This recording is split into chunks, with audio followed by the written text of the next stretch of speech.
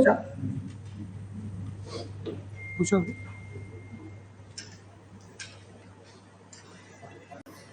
Ladies and gentlemen, with that said, let's begin with the day.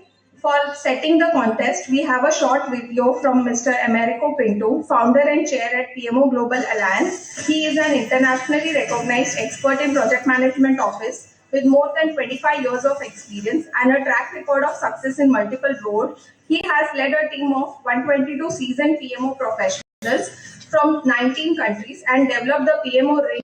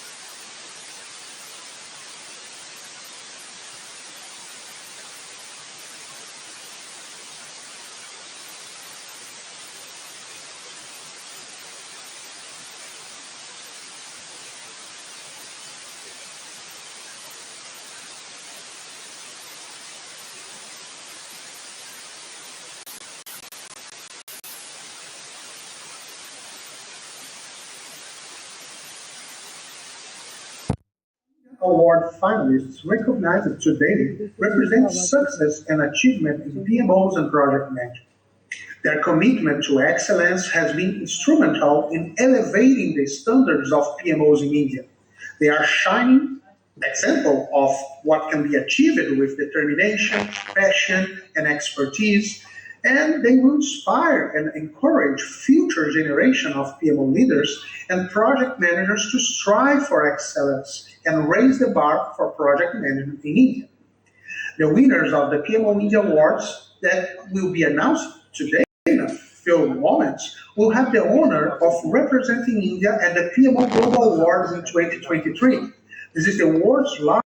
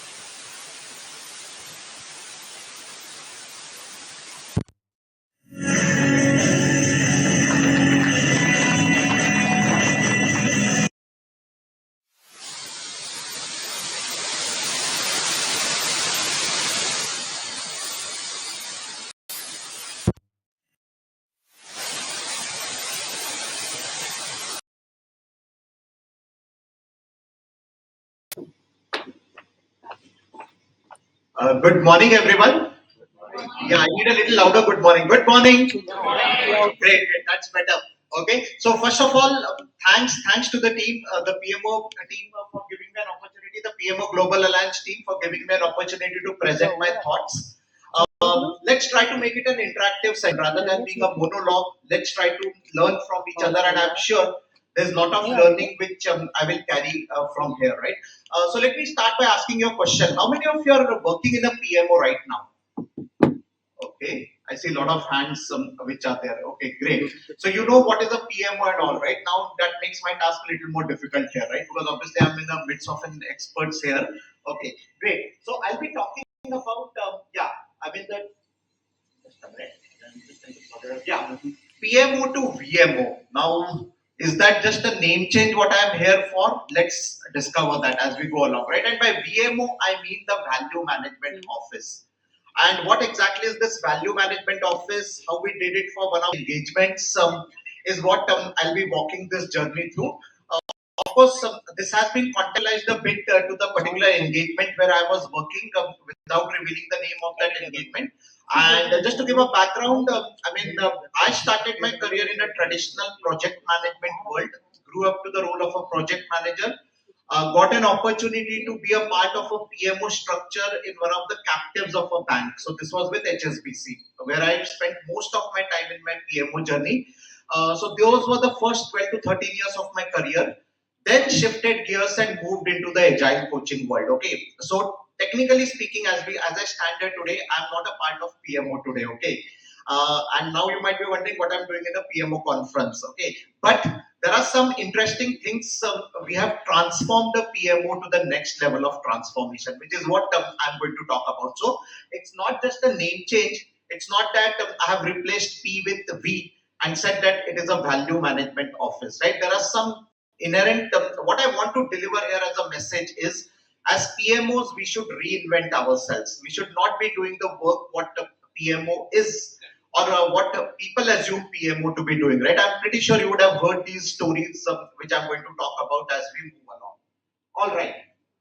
Yeah, so moving ahead, yeah, that's about me, but I'll keep that introduction a little bit towards the end. If you want, you can connect with me on LinkedIn or on YouTube, and we can talk about this more as we go along. All right. So without going further, I think this is what we know about a PMO as we know stand today, right? I mean, those of you who are from PMO, you said that you're working in a PMO. We all know that the PMO is something which has got a charter, which has got a vision, which has got a roadmap. Now, there can be various forms of PMO we know, right? We can be a PMO for a business unit. We can be a PMO for an entire organization. So there is a concept of a local PMO, a central PMO. But broadly speaking, you being a part of PMO would be already aware about the functions of a PMO: strategy, governance, processes and procedures, management, project delivery. Does PMO do project delivery? Because I've written there. Do they really do project delivery, PMO? What do you think? Yes, no? Certain cases.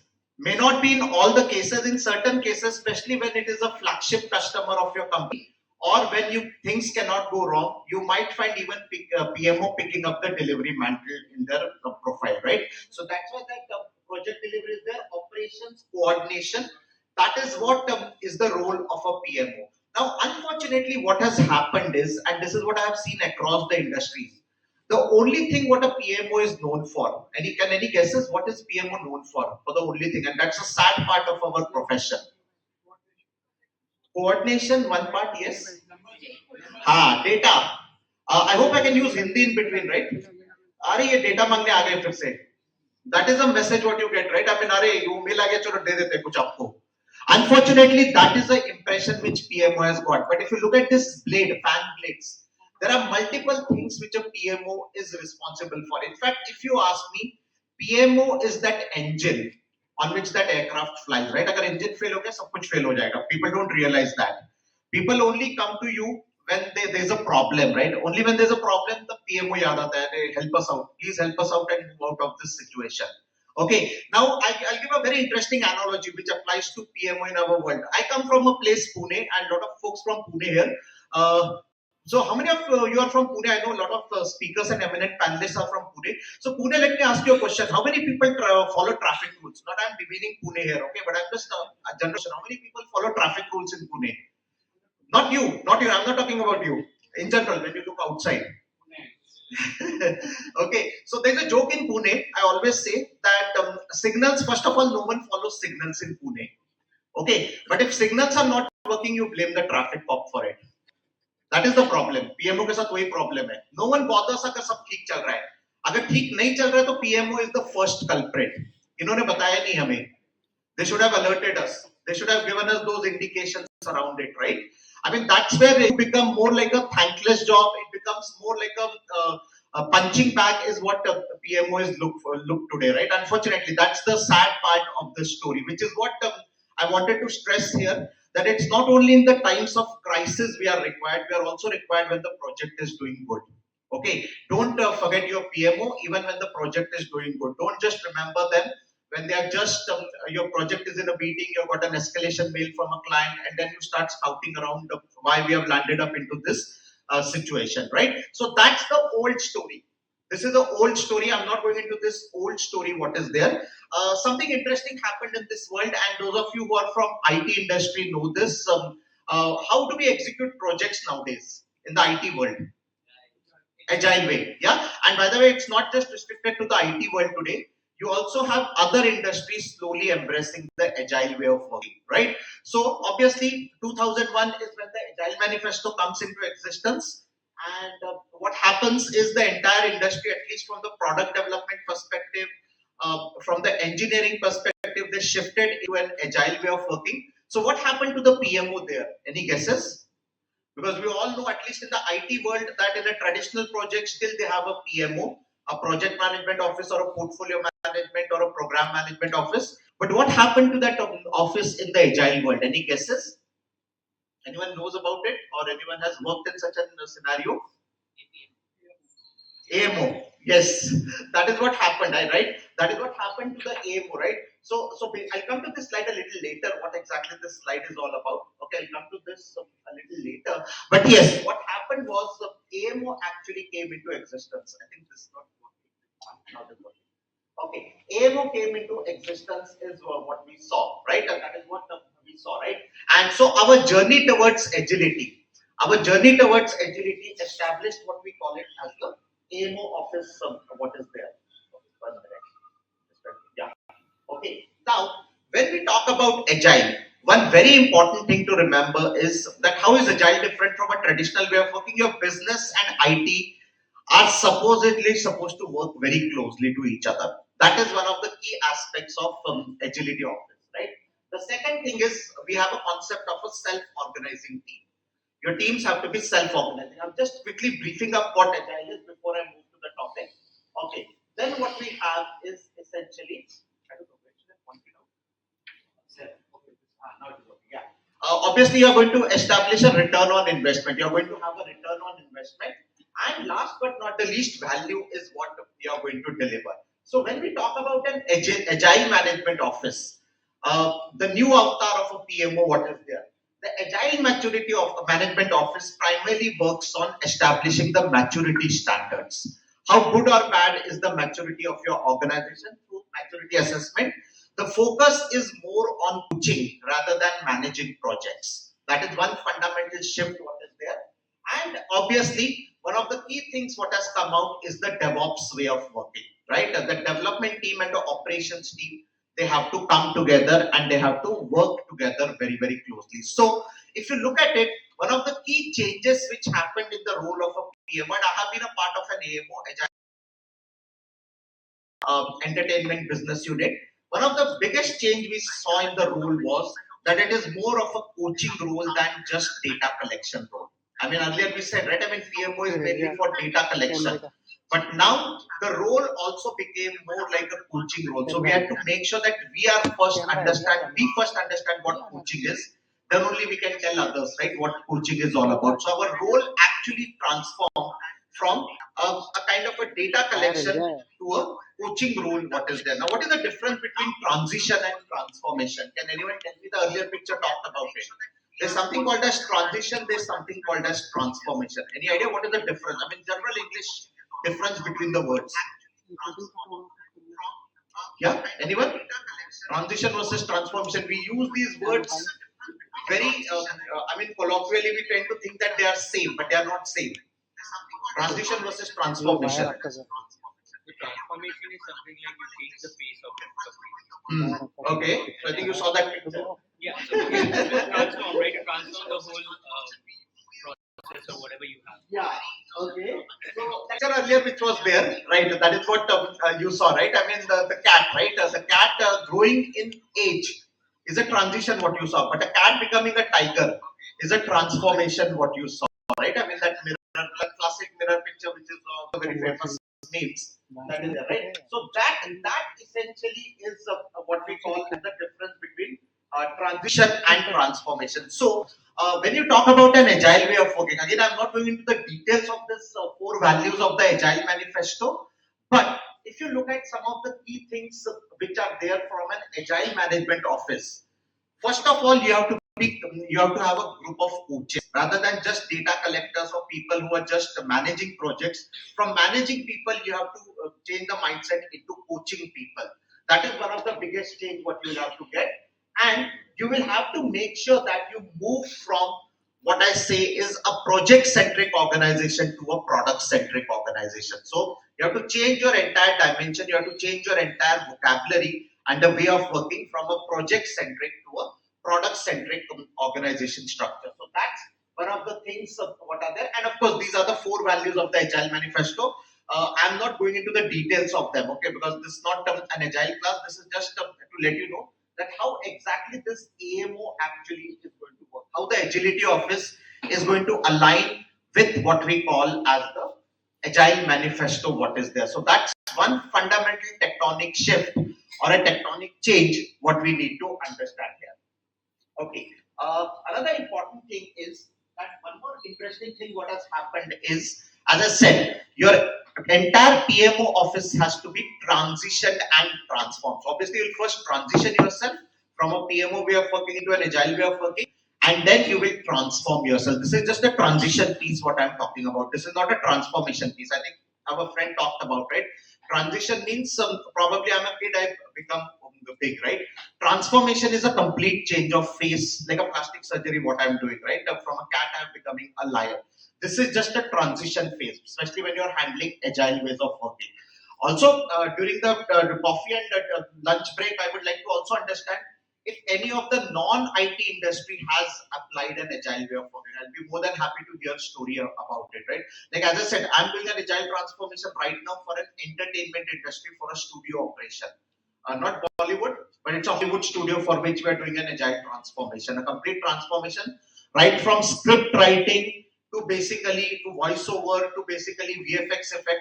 We have been doing the entire agile transformation journey, which is where this use case is based on. But so what we did there was when we decided to move into an agile way of working, our PMO was re-christened as an AMO, which is Agile Management Office. And again, I'm repeating, this is just a transition what we did. In the initial part of the journey, most of the things were similar. What PMO was doing, even the AMO was doing. But eventually, over a period of time, we focused more on coaching, we focused more on building a DevOps framework, development and operations team coming together. And I always say there is nothing called as best practices. That best is word is struck off. Any reason why there is nothing called as best practices? I don't believe in best practices.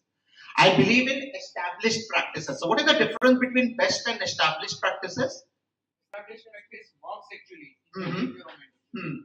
See, what is best for you might not be best for me. What is best for you might not be best for me. I think I was discussing with someone that, it was one of my friends. He was asking me, you travel a lot between Pune and Mumbai. Why don't you drive? You have a car, right? I said, मुझे नहीं चलानी car. I know how to drive, by the way, but मुझे नहीं चलानी. नहीं बोला, you will be very flexible. Then I told him, see, for you, car driving is best, but for me, coming by Shivneri bus is best. Okay, so we always fight on that, right? I mean, मुझे अच्छा लगता है, आराम से बैठ के आ जाओ, you can get a nice nap and you reach Mumbai and then वहाँ से you can reach your office, right? So what works for you does not work for me. What works for me might not work for a third person. So again, though copy paste, it is established practices is what stands out.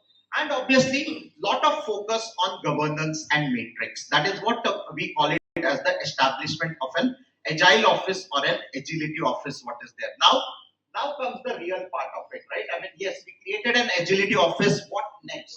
What next after it? Now, I think we all know this classic triangle of project management. Everyone knows. What is this extreme left-hand side triangle? What is there? We all should be aware of it, right? This is a triple constraint theorem. Sorry.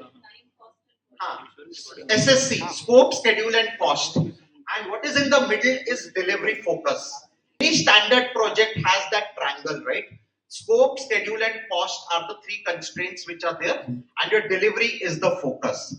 When we shifted into an agility office, we went into the middle part, which is transition. Again, I'm repeating. So what happened is, in a traditional project, scope is fixed, schedule and cost are variable. We all know that, right? If I have to construct a building, scope is fixed. Time कितना लगेगा, cost कितना लगेगा, वो change होता रहता है, right? Depending on inflation, other factors, project delays, etc. When we go into an agile way of working, something interesting happens. This triangle reverses itself. And what happens is cost and scope are fixed in an agile way of working. Schedule is flexible.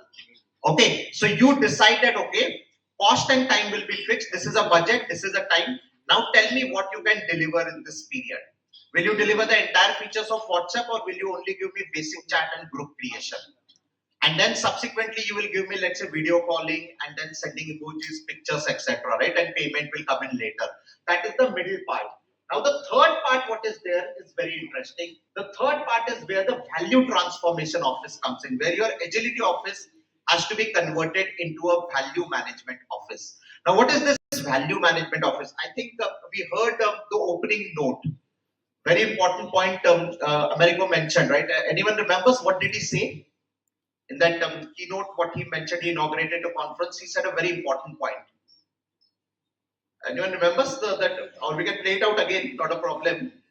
He said that you have to work with your customers. You have to work with your customers in value delivery. And that's where I feel is the role of a PMO going to shape up as we move ahead. It's no longer going to be a body which is going to collect data. It's no longer a body which is going to just do coaching. the PMO will transform into the third triangle, which as a shape looks similar to the original classic triangle of PMO, but the vertices of that triangle has changed. Value has to be the top focus. As a PMO or VMO, whatever you call it, are we ensuring that the best of the best value is being delivered to our customers? The focus has to move from delivery quality, because these are basic things. Any person will do that today, right? You call 10 companies for an RFP, everyone will say that we will give you on time, we will give you in quality. But is there an organization which can help me in determining by value? What value should product deliver to the end user? Those organizations are the ones which are going to get the business. Many times when we go into an RFP discussion, customer openly says, "मुझे नहीं पता मुझे क्या चाहिए, आप बताओ मुझे क्या चाहिए." I don't know if anyone has experienced this. You tell us what will work for us. That's why we are hiring you, right? Gone are the days when they hired Indian IT services just for body shopping. They are looking for creative ideas. They are looking at, tell us what will you deliver? How will you impact our business? What are the business outcomes you are going to help us? Your product is going to deliver. So what is going to happen is the bottom part. The bottom part is what is going to stand out, right? Those are nothing but value-driven outcomes if your PMO is able to deliver those, right? Matrix related to value-driven outcomes. Like how much is the benefit to the product once it is live? Okay, how many customers I have added? Consumer growth. How much is the revenue increase? What has the market grown because of this feature? What you delivered to me? Okay, what is my employee satisfaction? What is my customer satisfaction? So there's a very interesting case we had for a bank. We delivered an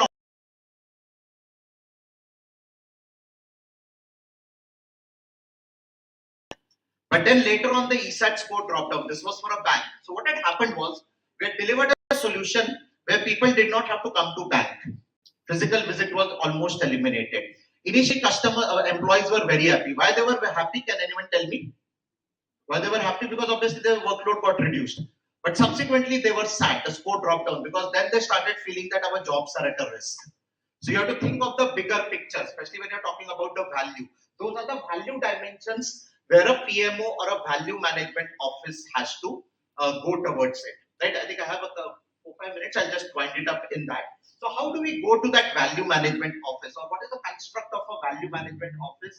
What we have, yeah. I'll just so obviously from a PMO, we are moving to AMO as we said, and from AMO we are moving into what we call as the value management office. That's the jump of what we have to take in today's world, right? The AMO is just a midpoint or a landing place, but from AMO, how do we go to the value management office and deliver value to our customers? Let us try to see a use case what is there, and yeah. So this is a conceptual view of a value management office, which is at the center part of it, and this is a body which actually interacts with your business leadership, portfolio, product, and release management team. What is there? Okay, so that is the body. What is there? You have a value management leader or a value management, I would say, a champion who is there, who drives this office, and obviously your portfolio and product teams are the ones which are a vehicle of delivering the product feature. So any new product feature which goes in, that is channelized to a value management office. Value management office will work very closely, or rather it works very closely with the business leadership, with the executive leadership of the organization. And at the bottom part, you will see they are also interacting with the architecture team, they are interacting with infrastructure, DevOps, etc. And there is something what is called as a transformation backlog. Now the backlog word is a little negative word, I understand, but those of you who are in the agile world know the meaning of this backlog. Just like we have a product backlog. What is a product backlog? A prioritized list of features. Your value management office will have a transformation backlog, which will list down, okay, these are the important transformation initiatives what you have to do. So it's not a name change. Again, I'm repeating, it's not just a vocabulary change.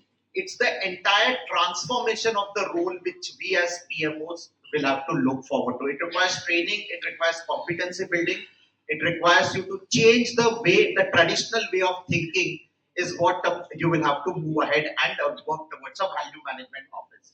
Okay, this is one of the real-time examples for that studio where we worked for it, where we created a value management office.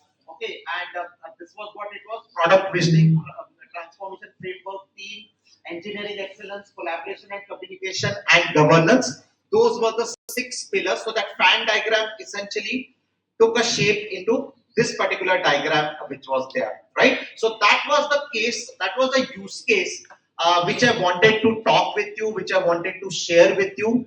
And yeah, I mean, keep your eyes, ears open. You will see a lot of openings in the coming days, years, months, if not, about that we are looking for a value management office or someone to lead the value management office, someone to work in the value management office. And I think these pointers will give you enough kind of an indication how this role has to be transformed, how the PMO has to transform itself into this new world order which is there, right? And again, just a caveat here, even if you're not in an IT industry, I'm sure this is something which is going to hit us sooner than later is what I would say. So on that note, I end my session, but I'm open for if there is any time for any questions. So I don't know, maybe, yeah, we have 2 minutes for questions. Okay, great. So I'm open to take any questions, and if you are not connected, feel free to connect with me on LinkedIn or feel free to connect with me on the YouTube channel, what is there. Yeah. Any questions anyone has? Audience, yeah. And of course, I'm around here, but I'm here throughout the day. You can connect me anytime during tea, coffee, lunch. I'll be more than happy to clarify your questions. Yes, sir has a question. Yes. Yeah, so it was a very interesting and engaging presentation. I want to know that a person who is there manning the VMO, so does he need to be a sort of a Scrum Master, or I mean, because you mentioned about coaching also, right? Correct. So does he need to be a Scrum Master, Agile aware, or he just needs to be a numbers guy? I mean, so. No, I would say coaching is a skill which is not just a domain of Scrum Master and product owners. Today, I feel everyone has to put on that coaching hat. And if you look at the way the leadership is moving across the world, right, they're expecting even the leaders to be more like a coaches than a traditional command and a control leader. Whether you take a CEO of an Apple or Facebook or I mean what's happening with Microsoft and all, right? For that matter, even I was reading interestingly that even they're expecting political leaders to don the coaching hat now. Gone are the days where they say, I mean, you get elected and then you do whatever and run away with it, right? You have to don that coaching hat. So I won't say that it is only Scrum Masters and Agile coaches. Even, in fact, I do coaching for traditional project managers also. That how you should move from a command and control way of, I would say, leadership to more like a servant leadership or a coaching leadership. Now, to answer your specific question, I think this is something which any one of us needs to have it in today's world. Great. Thank you. Yeah, he has a question. Sorry, Mohan has a question. Yeah. Okay, no problem. Yeah, is it on? Okay, I'm Chandrasekhar. I work with startups across industries and I help them grow. My question is, you spoke extensively about value. Right now, most of the people, as in, forgive me, but don't understand the customer's business, don't understand what is the real value that is getting, as in, which is a target value, right? Correct. Now, as a PMO or maybe recently PMO guy, okay, how do you understand and try to do that, because you are not the entity who will be interacting with the business, at least not at the business side. Most probably it will be on the delivery side or project timelines. Correct. So how is that actually going to be achieved? Thank you. Yeah, so I agree with you that as a PMO slash AMO slash VMO, whatever you call it, you may not be directly interacting with the customer. But then again, you have to prepare your product leadership to think in that way. That's where that coaching angle comes in. I would say that many times we don't even know who our users are. Forget customers. There's a difference between customer and user, by the way. I'm just trying to make it a little more specific.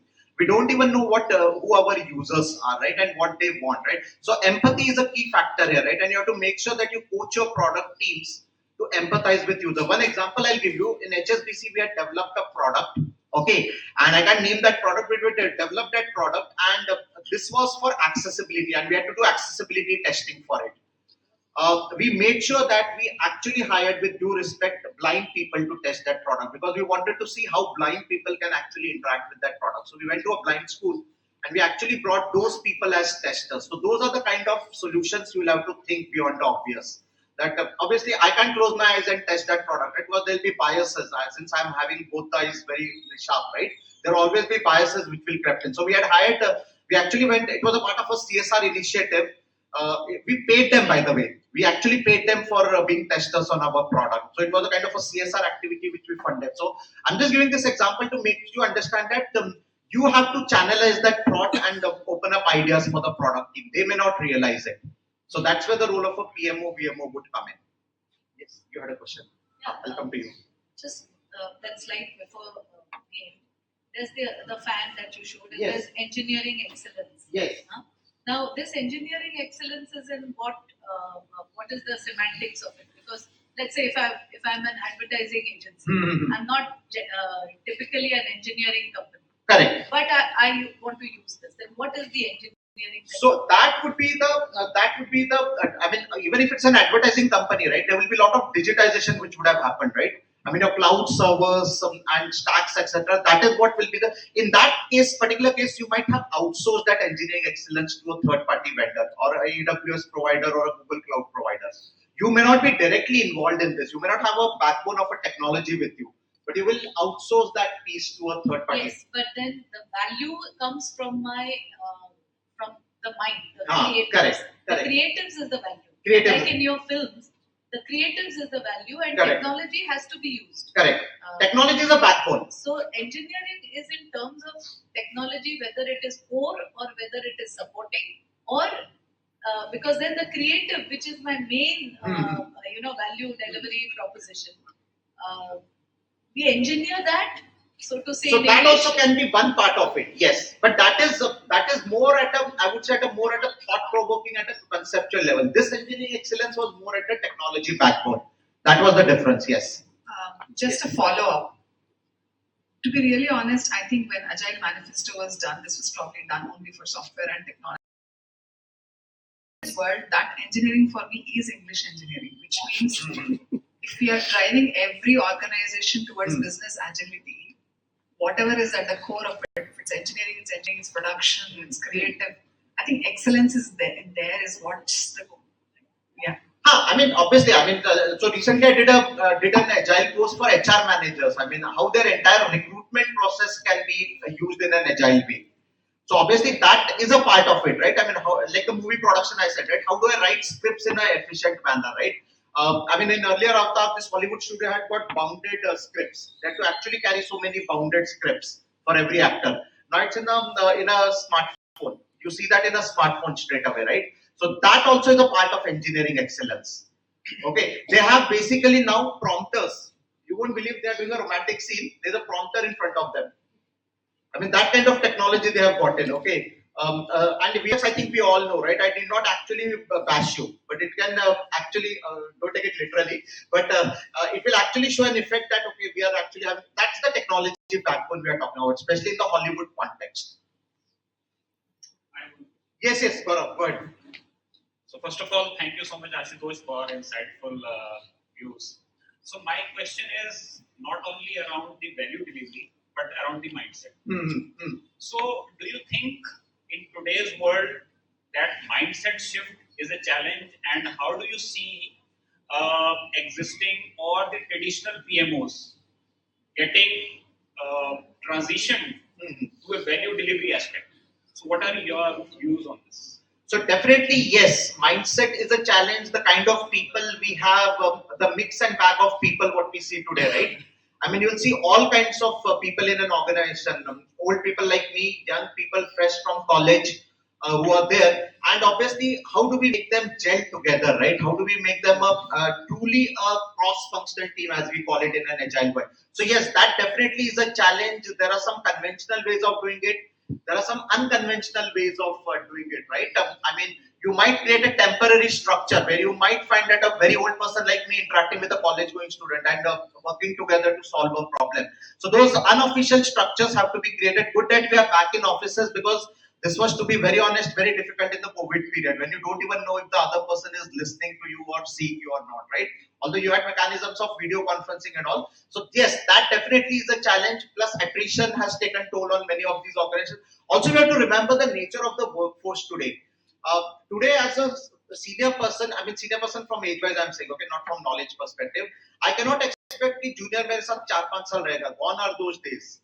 जितने दिन है maximum utilize कर लो. 15 दिन तो 15 दिन, 20 दिन तो 20 दिन. How effectively I can coach him, train him, and use him productive from day one. I think that's the world we are living into, right? And also the working patterns have changed. Gone are the days when I used to go to office at 9 o'clock, leave at 5:45, right? Today, you might find this person coming to work, logging in at around 11:45, a very odd time. By the time you have gone for a coffee break or something. So I think those have to be taken into account. So it does involve a lot of training. Even this journey, it's not an easy journey. So I think the one question which no one asked, but I usually get this is, kitna time lagta hai isme? There's no answer to that. There's no answer to that. Believe me, I don't have an answer to that. For us, it took 3 years. 3.5 to 4 years. In fact, 4 years I would be the right way to say. Also, training mein chala gaya. Because it's easy to train, but it is difficult to make people follow what they have been trained into. Training mein to sab log aa jate hain. Everyone enjoys in a hotel little conference like this, right? And before pandemic, everyone used to love. Abhi bhi enjoy karte hain. The problem is when you go back on Monday, kaise inko implement karwaye. That is the biggest challenge what we face today as leaders. And I'm sure many of the leaders will vouch that. He had a question. See, PMO everybody knows. It's very widely. Right. Agility is something which most of the engineering and IT industry. So, if the industry, some of the industry which don't know about agility, can they transform the value of PMO?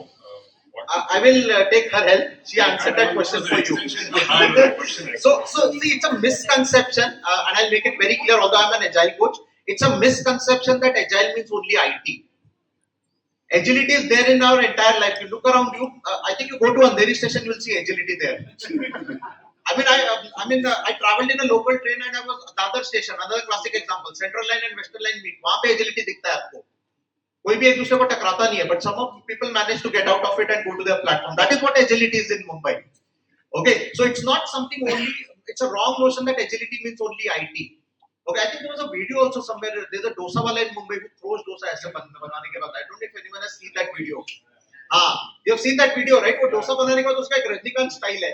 That to me is agility. कुछ नहीं होता dosa को. It's as crispy as you can, right? So it's a misconception that agile means IT, which is what I want to basically throw it into the dustbin. Agile has been there even before IT, and it will be there even after digitization.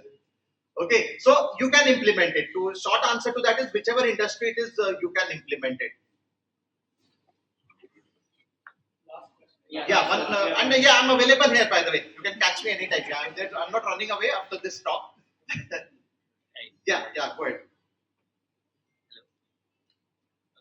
I'm just going to. Sure. So my name is Tanmay, and I just have two questions actually, very quick. If you can move to the PMO schema that you had presented, right? What I wanted to understand was from the transformation initiatives that you mentioned on the right hand side with the product. How are you tying that up? Like in Agile, we know that we have the product backlog, we have the features and everything. Okay, fair enough. That's going to tie up with the product. How are you tying up the transformation initiatives to that? Perfect. Okay, so every organization has got its planning horizon, right? There are different ways in which organizations do planning, right? There could be key result areas, there could be a roadmap, product road mapping exercise, what they do. And nowadays the keyword buzzword is OKR, if you have heard. Objectives and key result. So basically your transformation initiatives have to be tied to a goal. It cannot be orphaned by itself. It has to try to a goal. Ultimately, it has to link to your mission and vision of the organization. That is where the PMO also plays a very crucial role. Thanks for that. And the last question is, what are the key risks that you can foresee in PMO?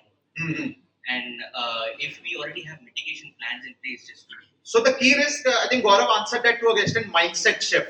I mean, leaders won't accept that mindset shift from a PMO to a PMO. You need really someone like a leadership support is a strong support what you need in order to bring this out. I think that's the key risk.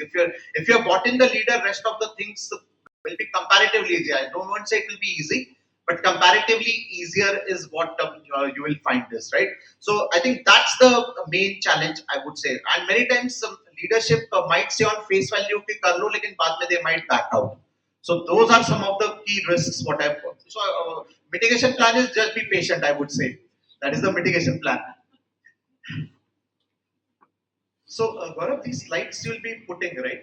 In case, So you can put those slides. I have no problem from my side. Okay. So you can, so that for people, if they need it for reference, they can have it. Whatever format decided.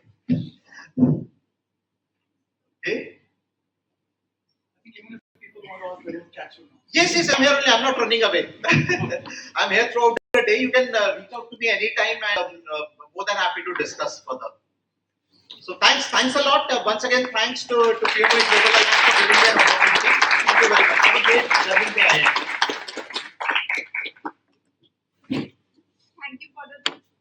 Thank you for the energetic start that you did. I'm sure he was way better than how I started. Thank you. We would like to thank our sponsors for their interest in promoting the cause of PMOGA India Conference and Award Ceremony. Such encouragement is what drives us to showcase the abundant talent within and outside the project management and PMO fraternity. We would like to thank Candu, Kinara Capital, and Planview. We have a short video from our sponsors, Candu and Kinara Capital.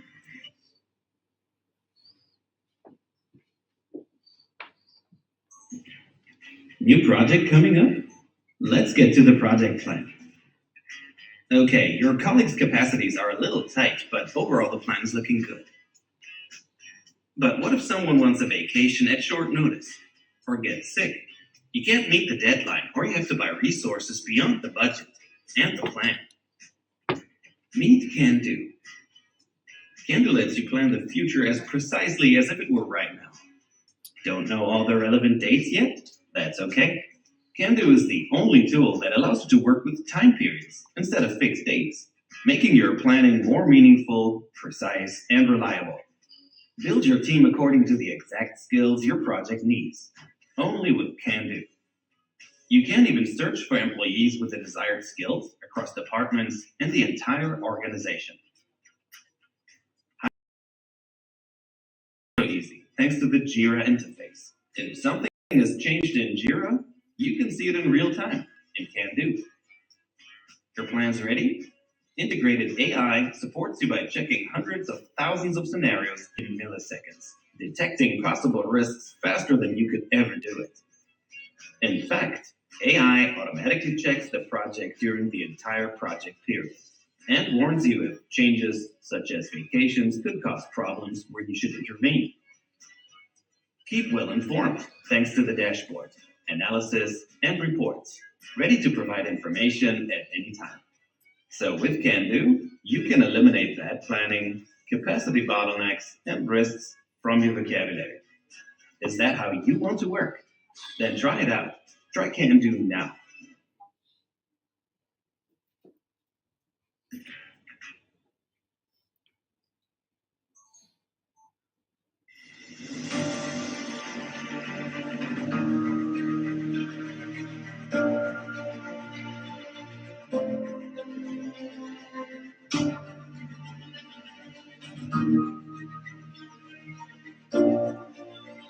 Kinara Capital, funding your future. Kinara started with a very simple vision to transform lives, livelihoods, and local economies by providing fast, flexible, and unsecured business loans to micro and small business entrepreneurs in India. Kinara Capital stimulates business growth for MSMEs in India by providing accessible capital in the range of 1 to 30 lakhs. Business loans are disbursed within 24 hours to business owners.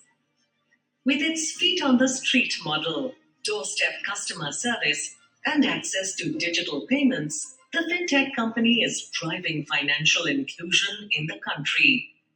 Established in 2011, Kinara Capital is India's leading socially responsible fintech company with data-based and AI/ML-led decisioning models, so as not to rely on traditional risk assessment methods like credit history. Serving 3,000 plus PIN codes in more than 90 cities across the states of Karnataka, Tamil Nadu, Andhra Pradesh, Telangana, Gujarat, Maharashtra, and Union Territory Puducherry in India. In this short span, Kinara Capital is globally recognized by several iconic institutions. Till date, Kinara has created or sustained over 250,000 jobs. Entrepreneurs have reported an average increase in income of 20 to 25%. We are very proud of our unique tech-enabled credit underwriting model, and that has made us very confident lenders. It's given us sustainable growth and profitability at the same time. Small business owners can easily apply for business loans via the My Kinara app, which is available on the Google Play Store. My Kinara app takes only 1 minute to check eligibility with no document uploads necessary and offers eKYC and digital signature options. Kinara can go from loan decisioning to loan disbursement within 24 hours with money directly into your bank account. At Kinara, we are very much focused on the needs of the customers. We have designed products that suits the customer needs in terms of either it's a manufacturer or a trader or a service sector. The product nature changes, the repayment pattern changes. That is a customized product features, which is one of the unique things in Kinara. Kinara Capital, led by a women major management. It also reflects the focus of the company supporting dreams of women entrepreneurs via the Her Vikas scheme. Kinara Capital has positively impacted over 1 million lives. And this is just the beginning. Kinara Capital, funding your future.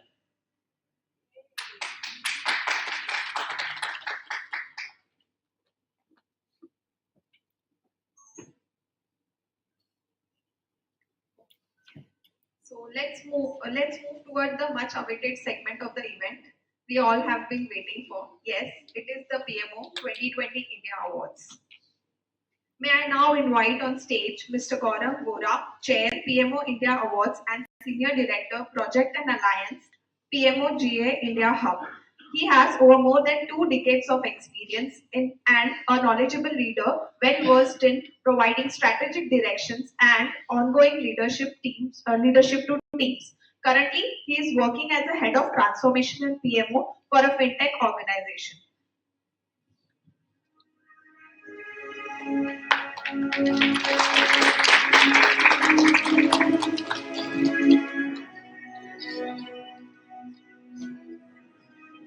Thank you, Lala. Good afternoon, distinguished guests, ladies and gentlemen. It's my pleasure to welcome you here in India Awards. Basically, this India Awards is a platform where we want to, facilitate the highest and the greatest achievements of the PMOs and PMO professionals. Let me go a little back. The last year when we started. We started this in 2021. We launched our PMO India Hub in 2021. And the first program the team executed very successfully was PMO India Awards, which was edition 1. And we had a very overwhelming response. Even if we as a community were new in all of these regions, while the global used to have the global awards, the India Hub started it as a first program for its own self, and we really could do it very successfully. So a big applause for the team which is behind the award. This is our second year, and I'm really excited to share this thing that from the last year, this year we had 65% more nominations coming in categories, in various categories, and it's really overwhelming for me to see this happening, right? So why India Awards? Basically, India Awards is because we want to give a platform globally to Indian PMOs and PMO professionals to elevate their own selves there and show what India can do, right? There's a history for India, right?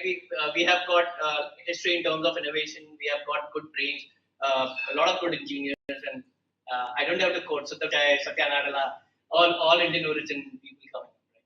So that's why we also wanted to give a platform to the PMOs and PMO professionals to really raise up to the global podium and show our expertise, our excellence, and things. A little brief about how we started in the awards and what are the categories and things, right? So the first year we had 3 categories. So we had a company category, which was the PMO of the year. We had leader category, which was PMO leader of the year. And then we thought in India there were new PMOs coming up, right? So we had a newcomer category. That was the first year which we started with.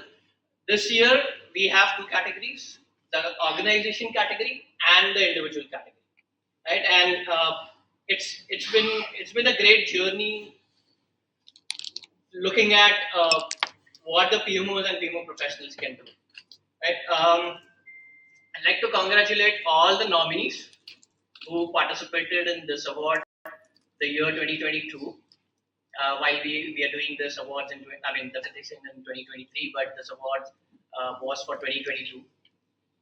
I remember a quote from Winston Churchill, and it's been really good. So it's like success is not final, failure is not fatal. What it takes is courage to continue doing it. So for all the nominees and all the participants who could not make to the finals, I would congratulate them, and they are also the finalists. This is just a felicitation wish. Let us continue to work together to build great capability centers here in India and come out with the flying colors. I would like to say thank you to our sponsors, our judging panel. So we had about 50 odd judging panel globally who has evaluated the PMOs, and the results are with us. And I would want to just close this by giving out 2 points. And I just want all of us to ponder on these 2 points. Business is happening or the business is building, right? And for me, the answer is yes, we can definitely do it. The PMOs can definitely do it. And while Ashutosh said, right, from PMO to PMO, the value management organization, right? So definitely we can do that. And the second one is, can PMO bring in revolutions in the way organizations are operating? Again, it's yes, we can do it. So I'll close here. I don't want to take more time, but yeah, we can start the solicitation. Thank you, Gaurav. Can we please have the results of PMO 2020 India Awards?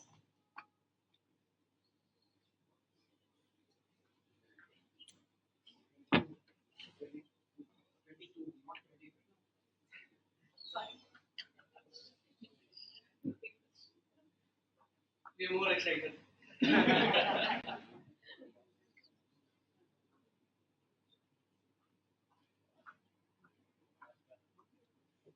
Let's unlock the results and then we can announce the ones.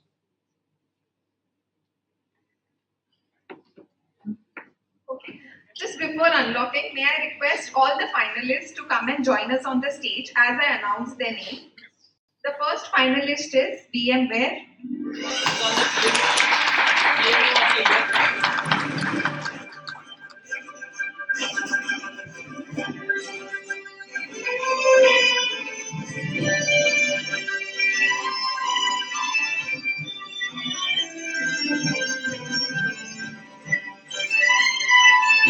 Moving on to our second finalist, Philips.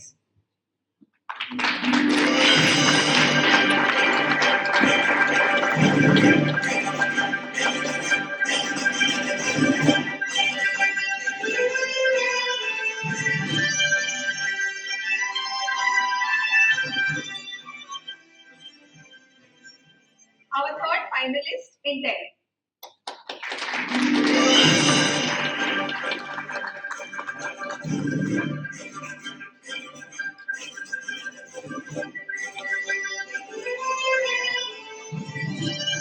May I have a round of applause for all of them?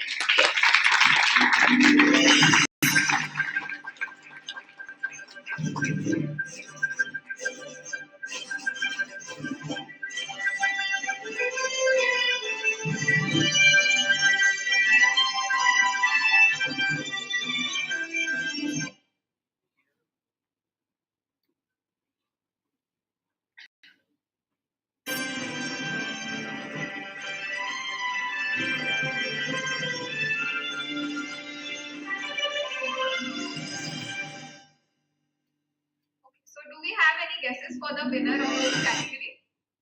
Anybody?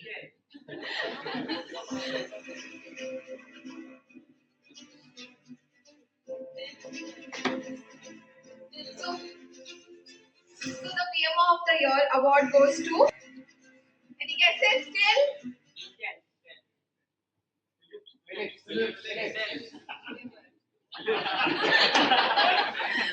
Or should I say it? Okay, it's Philips.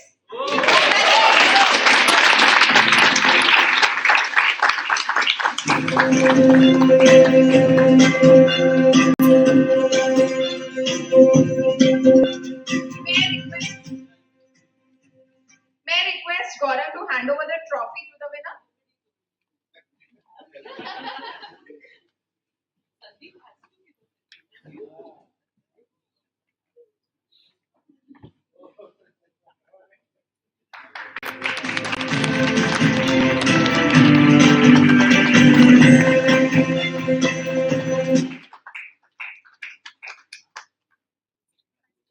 Congratulations, Team Philips.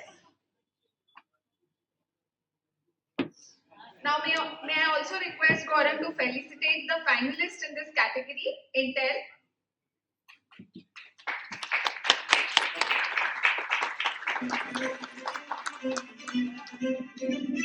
Congratulations, Team Intel.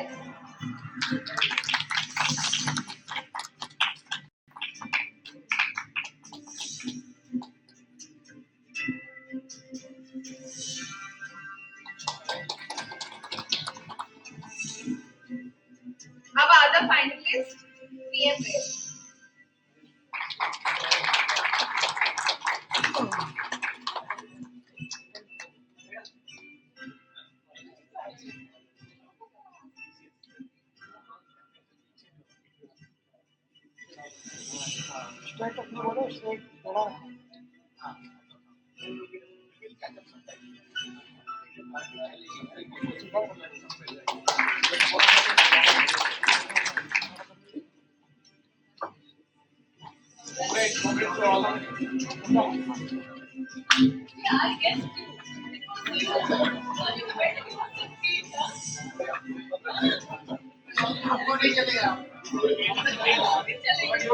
Congratulations to the winners and the finalists.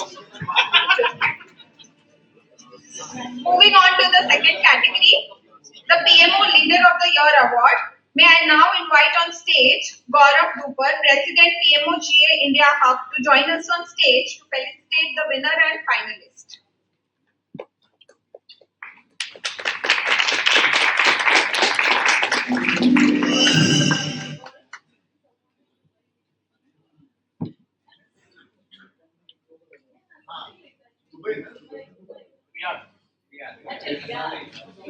May I request the finalists to come and join us on stage as I announce their name.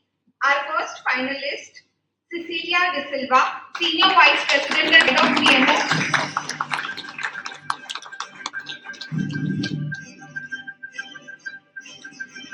Our second finalist, Sandeep Mitra, Managing the PMO in FIS.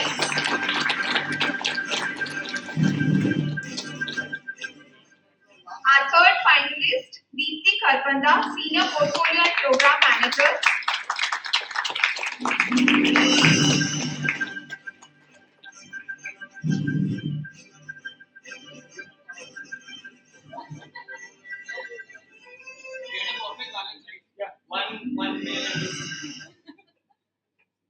So, do we have any guesses for the PMO Leader of the Year award?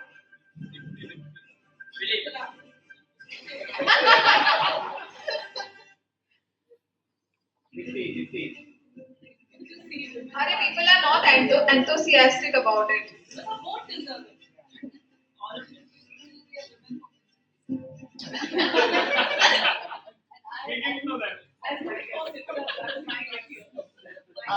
असं भी हो सकता है जो absent है वही होगा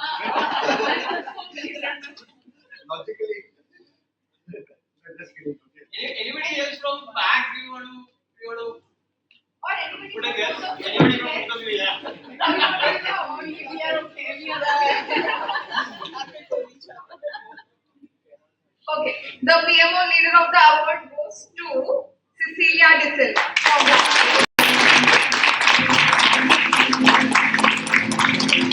I request Gaurav to hand over the trophy.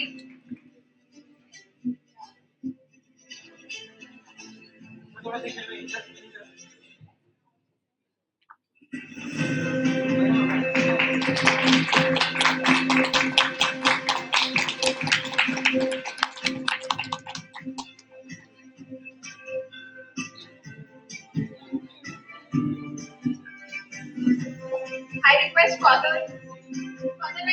Gaurav to felicitate the participants in category 3.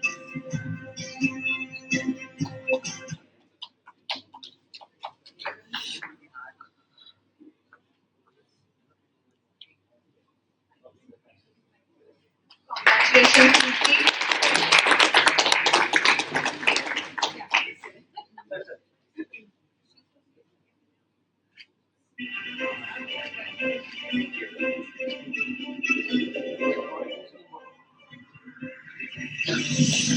Okay, our other finalist is Sandeep Mitra. He's not there on.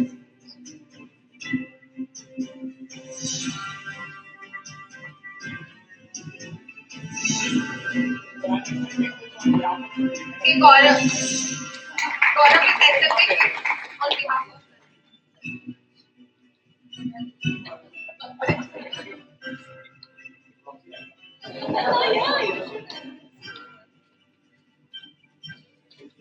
Congratulations, Sandeep, wherever you are.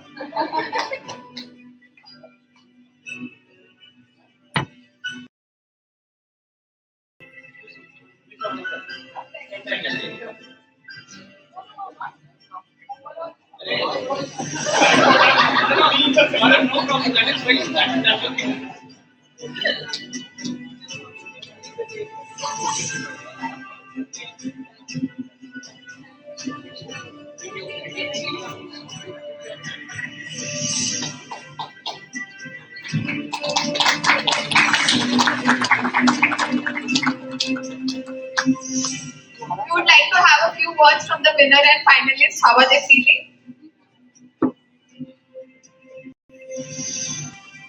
It's a great feeling. I'm truly humbled to receive this award. Lot of thoughts crossing my mind. While I received this award, in my mind, I'm thinking of the actual platform that I'm standing on. I want to thank Americo Pinto for conceiving the idea of PMO Global Awards in the first place, conceptualizing it, and making it a real platform to stand on. I want to thank the PMO India Hub, the pillars of the PMO India Hub, Gaurav, Karthik, Gaurav, for having given constant support, encouragement, which actually motivates you to continue whatever you're doing and just look at the next milestone. And it is not a single-handed achievement, not forgetting the people behind me. Actually, I started my career from a finance background. I moved on to operations, and then I moved on to project management. So the journey has been quite eventful all along. So like success is something that motivates you to continue, and failure motivates you to achieve more and more and better and better.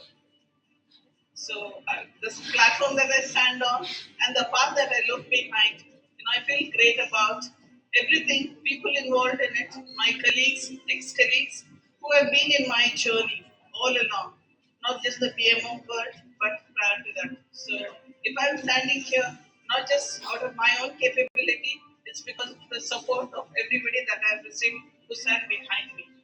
Thank you so much. And my family in the first place, who never actually, said a word whenever I wanted to do something extra. Thank you to the family, friends, and colleagues.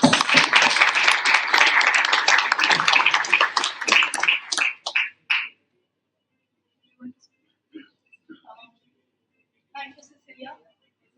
Am I audible?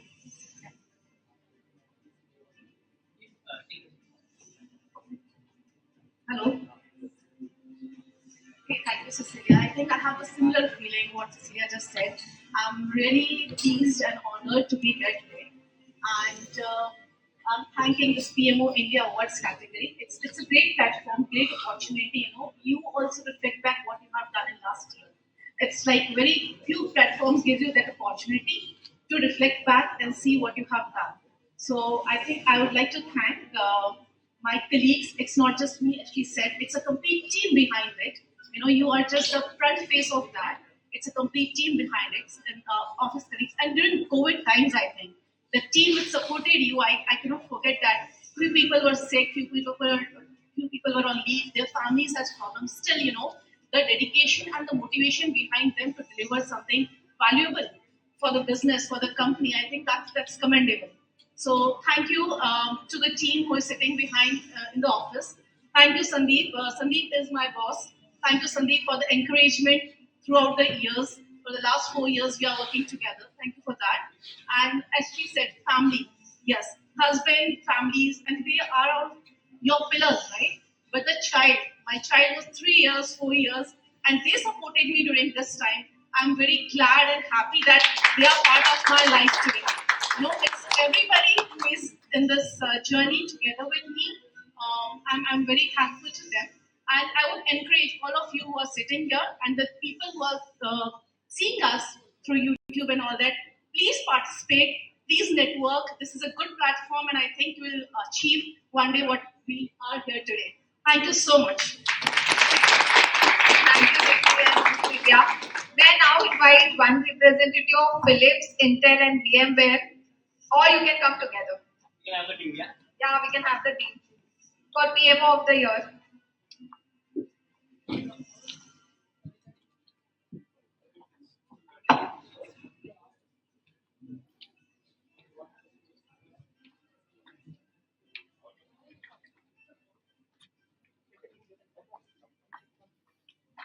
Let's have a quick rapid fire with them. How are they feeling?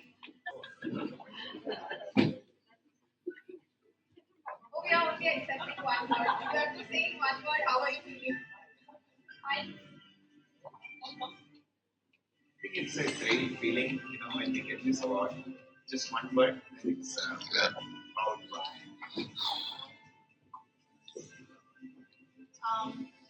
Amazing opportunity.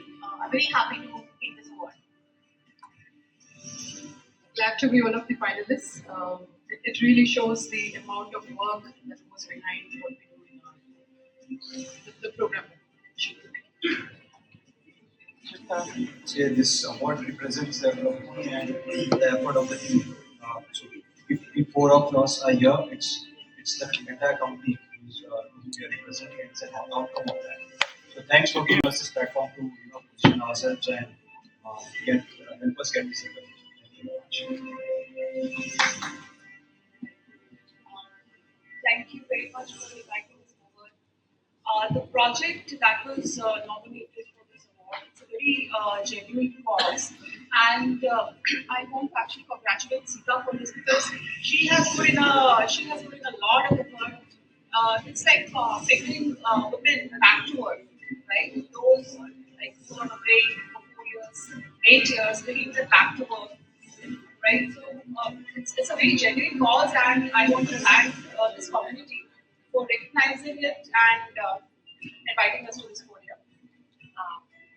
Thank you very much. My next question was that only who is the one person whom you would like to thank you. But before asking the question, you have already answered. Since you asked for one word, it's very motivating.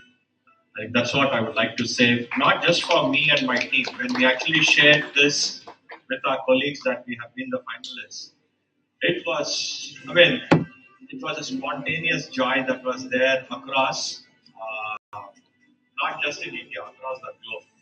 Okay, and so I'm pretty sure that these kind of things will be motivating for a lot of PMOs. Ashutosh actually said, PMOs are typically a thankless job and team. Thanks for all the efforts that have gone in. There are some people who still thank, and still some teams that are still awarded. and the people behind the scenes still do get recognized. And coming from a product company, it's a lot easier for us. And when we realized it's multiple industries, it's a lot more challenging, and we do appreciate the challenges that they all go through in other than a product company, especially in services industry. PMOs are a lot more challenging. Product, you are typically directly in front of the value and the business side of things. So PMs are a lot more easy. So for us, this was a recognition for the well, for us. It was not just about India. Right? The whole PM community itself was getting recognized, and Gaurav, and Karthik. I mean, I don't know how much more I can thank you for getting this back on India stage and making this happen. Thank you. Hello everyone. I would just like to thank this platform to really bring up to get the platform and recognize all the PMOs, because I know how much hard work goes into all the PMs who are managing and delivering the projects across whatever industry it is. And that's a really tough job to stand in front of the customer, take all the bashing for everyone. You know, even if there is no fault of their own, right? And recognizing them to a regional level, it is a very good platform. It's something which we appreciate. Thank you. Hi everyone. It's definitely motivating. I echo what everyone has been saying. And it's a great platform to network. I've been part of various other forums. This is the first time. And being one of the finalists itself, I felt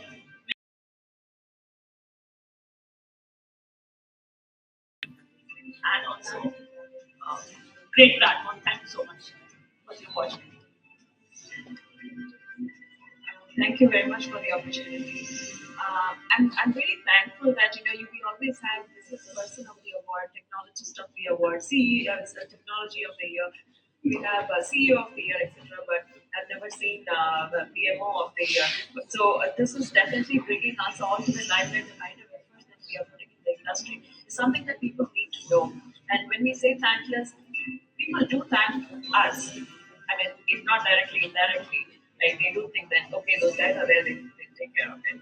And as you said, when something goes wrong, they're always remembered. So we are here to transform the industry. Thank you. Having a PMO community itself is a big thing for every PM. As everyone echoed, it's always been a thankless job, right? But now getting recognized, having such a platform where we can network of us with different PMs, different organizations, that gets on as to what PMOs are in a particular organization. So thank you for providing this opportunity.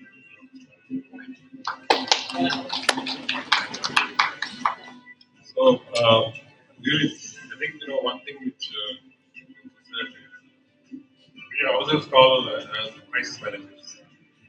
Okay, because I think when we hear these at a platform level, we know that I think we're all in the same boat, right? So that really, especially when we come here and we all recognize as a peer really motivates you.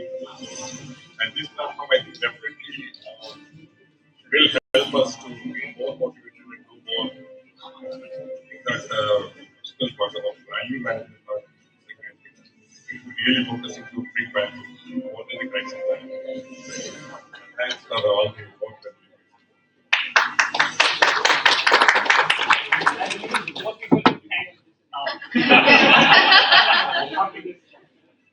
That was so much of words. Thank you. So, since you said, just one word, I restricted to one word. But I just wanted to share a little bit more on, when we represented Philips, I think in many of your minds, you still carry that baggage of lighting. So, just wanted to reconfirm that, Philips is now only into the healthcare segment. So, what we do, our innovation is predominantly on the healthcare segment. And when it comes to the healthcare, the products that we design is directly going to the patients. So when you go to an operation theater for any treatment, be it a diagnosis or any treatment, when you see the brand Philips, at least I get double assurance, how that equipment is diagnosed. Because pretty much in today's world, healthcare continues to be a scarce sector. When you enter into an OT, you are pretty much scared. You don't know what doctor is going to say. You don't know what is the outcome of the results. It's all based on the diagnosis, what you do. If your diagnosis is not correct, probably you get incorrect treatment. And when it comes to the incorrect treatment, the consequence is much more because it is human. So that is what actually we do differently in Philips. And when I say we do differently, it's not that others don't do it, but we take an extra care in keeping customers as a quality first, patient safety first, and that's why we take an extra care in making sure our designs are designed safely. And this logic pretty much goes into all the products what Philips has.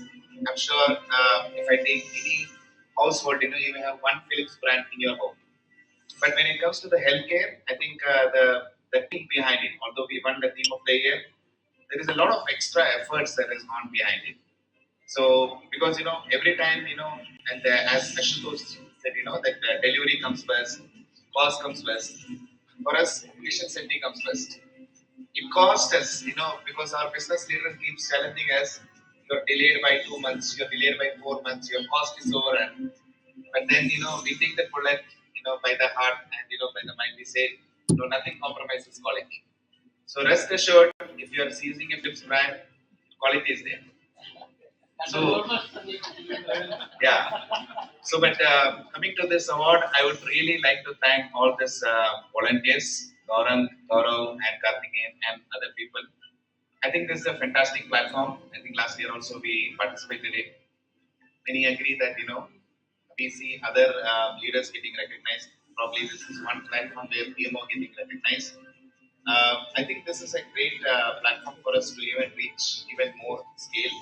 I'm sure next year, this will see much more, crowd coming in, and I'm sure, every organization has got a PMO community, so we can, spread the word and make it more interactive. At least by this, even at least I got so many networks, that I could develop.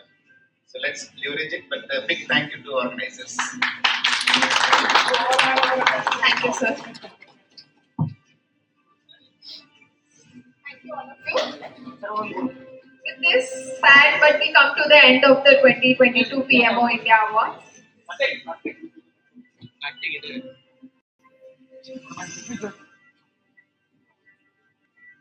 Should I invite the PMO leader of the award? Please, Deepti, Cecilia, Gaurav, please join. Please join.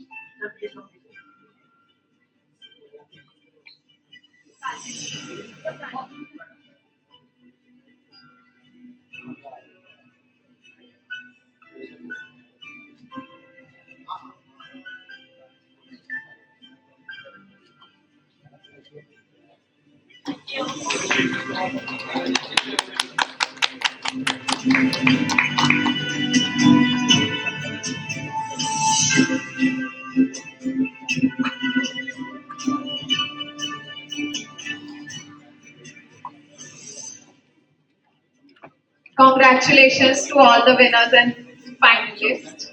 With this, sad, but we come to the end of the PMO 2022 Global Awards. Ladies and gentlemen, we shall have a break of 5 minutes. Do enjoy as you network with the fellow delegates and speakers. Thank you.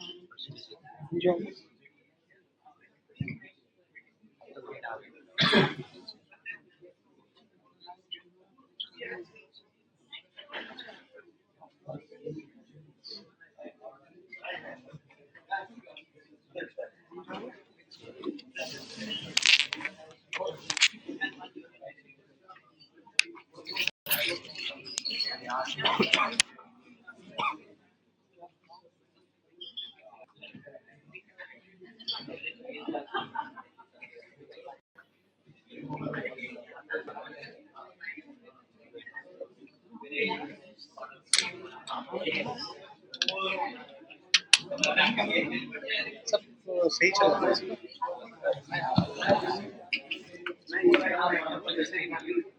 इसमें आ रहा हूँ, ठीक है। अगर by chance हिल जाता है camera या कुछ हो जाता है ना, मैं इसे छोटा कर जा रहा हूँ। आपको बताया ना यहाँ से कैमरा है, इसमें हाँ, फिर इस पर ड्रॉप डाउन पर सेलेक्ट कर लेना माइक पे, क्योंकि वो कुछ भी हो वायर सॉफ्टवेयर का तो वायर मिलेगी वो, तो रिकॉर्ड हो रहा है। ये अभी लाइव चलने दो, ये हाँ लाइव चलने दो, लाइव दिखाऊँ फिर ऐसे चलने से मैं रोक नहीं रहा, मेरे से क्या है कैसे पूरा घूम नहीं रहा ना, क्योंकि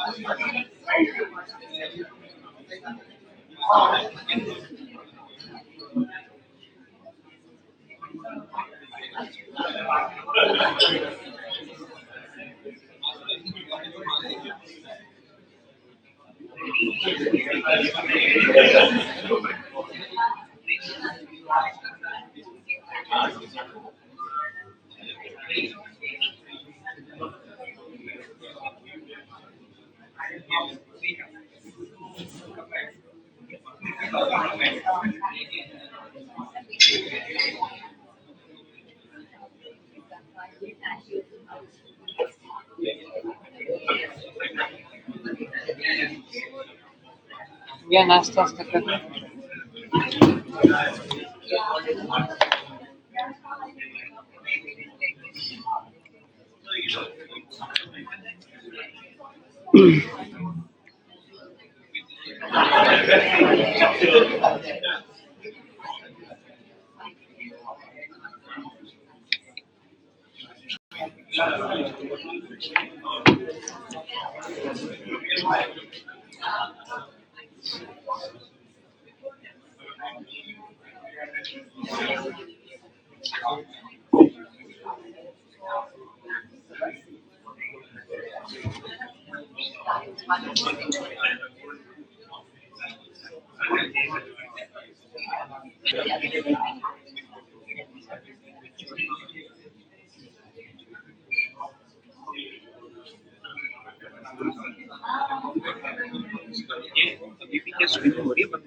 रिसीविंग बंद है स्ट्रीमिंग बंद करिए रिकॉर्डिंग बंद है रिकॉर्डिंग नहीं लाइव स्ट्रीमिंग जा रही है लाइव यूट्यूब पे क्या जा रहा है रिकॉर्डिंग बंद है तो स्ट्रीमिंग हो रही है लाइव चालू है सर लाइव वहाँ पे देख बंद करने का नहीं बंद नहीं कर रही चल रही है ना चल रही है। अब फिर आप बंद क्या कह रहे हो आप मुझे आप बोल रहे हो नहीं चालू है रिकॉर्डिंग भी चल रही है ना रिकॉर्डिंग बंद है क्यों कोई चालू कर हाँ करो ना इसको क्यों बंद कर रहे हो तो फिर गड़बड़ है हैं? ये बंद समझ आ रहा है तो बंद करने की जरूरत नहीं है हमारा सारा पूरा जो है ना 4 आवर्स का चल कभी बीच में चला गया होगा वहाँ तक तो पूरा किया था ना वहाँ पूरा यहाँ से उसका तो नहीं बोलता नहीं नहीं सर वहाँ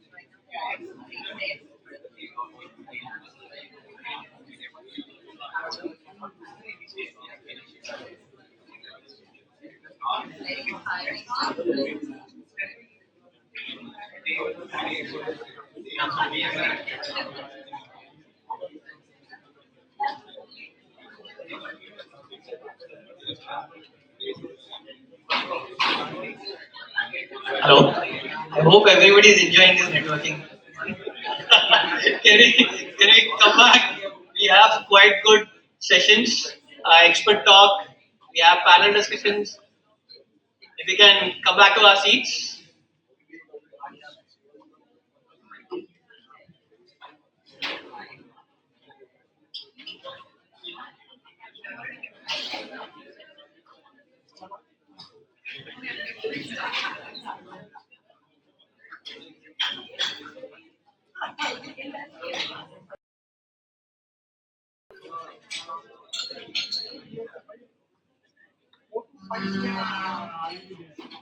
Can you please have everybody settle down?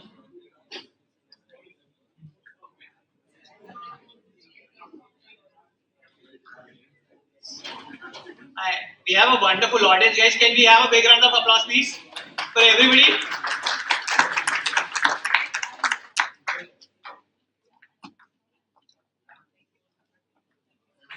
Let's settle down. We really have a good expert talk and a panel discussion with great thought leaders. I'm sure, like we enjoyed Ashutosh's session, we would also enjoy both of this. Can you settle down, please?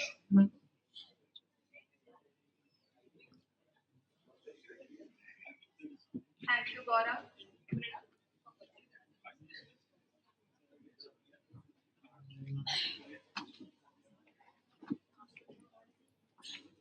Welcome, ladies and gentlemen, again. I trust you took advantage of that break to network and expand.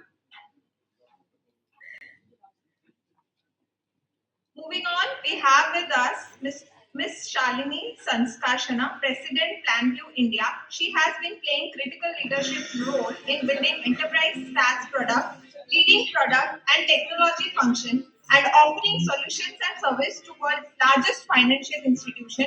Today, she'll be sharing her views on digitally enabled PMOs to unlock enterprise value.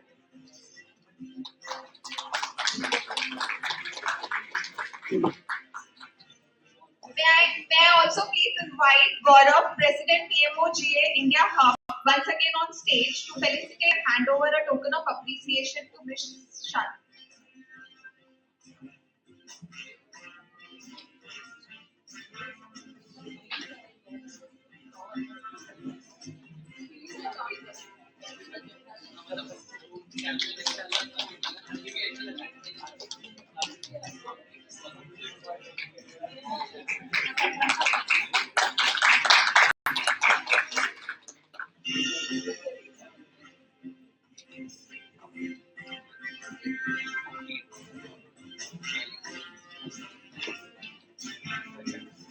Audible?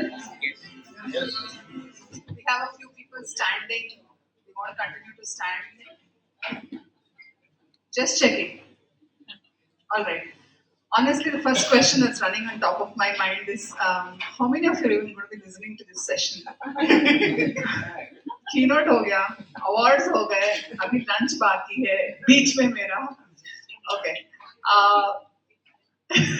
Beach so, and this session was introduced as a session by sponsor. Genuinely, I'm sorry to say dislike that word because as soon as you think of that, you know that there's a sales pitch coming. That's exactly what I don't want to do. On top of all of this, my title says not a PMO, Managing Director. Possibly one of those you put on a dartboard, all the PMOs, because I'm representing business, isn't it? But I'll try to do my best. The title looks quite mouthful. It's digitally enabling PMOs. Is there a way I can have a kind mic? Audible? Sorry, I move around a lot. So the title is Digitally Enabled PMOs, How Do We Unlock Enterprise Value? We heard a lot about value from Ashutosh. It's excellent that we are talking of value. Value is one of those which we all know we need. It's like culture, but we still don't know how to define. We do not know how to measure.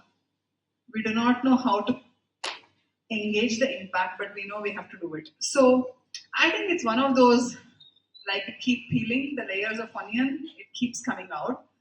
But the best part right now, what I'm hearing consistently across all our customers, I represent PlanView, and the privilege I have is we have about 4,500 customers across multiple industry verticals, from FIFA to World Health Organization to every bank in the world. I continuously hear this fact that value is going to be the key driver for not just project management, for not just business, but every part of the organization, right? So we know that we are on the right path, for sure. It's now about how. So probably in this session, I will try to see what we could do as a double click on Ashutosh's session, because he spoke of how do you create a value management office. We will see if there are 2 or 3 ways we can create. That's the attempt, right? It's going to be a conversation. I'm here as much to share as well as to learn. So feel free to do that. Now, coming back on more than the digitally enabled PMO's title, I would love for all of you to give attention to the main title, which says From Strategy to Delivery. That's pretty much our job, isn't it, as PMO? All we are doing is point A, which is strategy, which is an idea in somebody's head, written down in a nice PowerPoint. Making it into reality is exactly what this team does. So let's talk through that, and let's talk through some of the problem areas. Let's talk through things which are not solvable just by a spreadsheet. And let's see how there are some frameworks which are evolving to help through that. Of course, as PlanView, we are certainly working on those areas. Happy to share some of our thinking. But this session is beyond PlanView, right? It's about, as a community, what are the common problems that we're all facing? Not common enemy, but there is a common cause, deriving value. How do we get there? So that's the idea, right? Make sense to this audience? Yes? Okay. Let's see if this works. Oops. Okay. That's the agenda. So want to talk first about the heart of this session, PMO. So even before talking of how, what, why, right? Today, all our lives are changing as PMO. So how is it changing?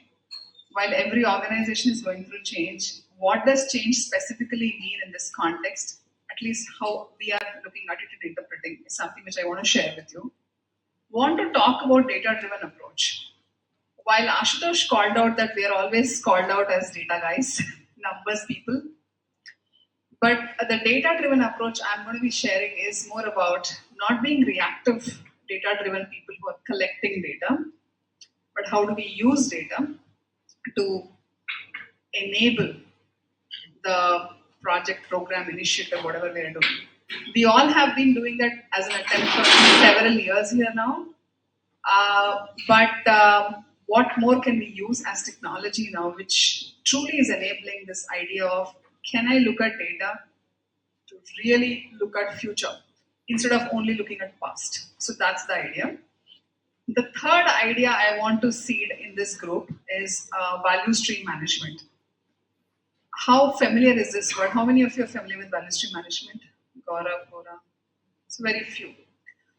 And it's true of any audience, by the way. Value stream management is a very, very emerging discipline. So I will keep it as a very quick introduction, not going into a masterclass. But it's an emerging discipline which is truly trying to address the whole value conversation by not getting into a milestone narrative, but actually looking at how do you unlock value, so when there is a flow, a smooth flow, the value just drives through the process. So how do we unblock? How do we create the flow and let the value happen? We don't need to do much to generate value. It's about unlocking value. That's the concept. Sounds very abstract, I know, but it's a framework. It has its tools, techniques, etc. So I'll quickly introduce that. The idea of this session is for me to leave some of these seeds of thoughts in you all, generate conversations, and happy to take this further. Anytime anything does not sound relevant or vague, feel free to ask me questions. I'm open to take that. Yeah? So we talked of changing role of PMO. We spoke of a lot of things in Ashutosh's session, even Americo's session. We talked of being a partner, working with customers, not being just the numbers people, a lot of it. Today, Gartner defines this evolution in 3 phases. We were looked at as a directive PMs for a long time because what did we do? We tried to take uncertainty, created some certainty out of it by putting a plan, putting efforts, putting owners, putting actions, putting status. So what we were thinking we were doing is creating clarity, but the way it was being perceived as was this is being directive, a command and control approach, right? And we realized the world is changing so much that command and control doesn't work because by the time we actually finish a plan, the plan has changed.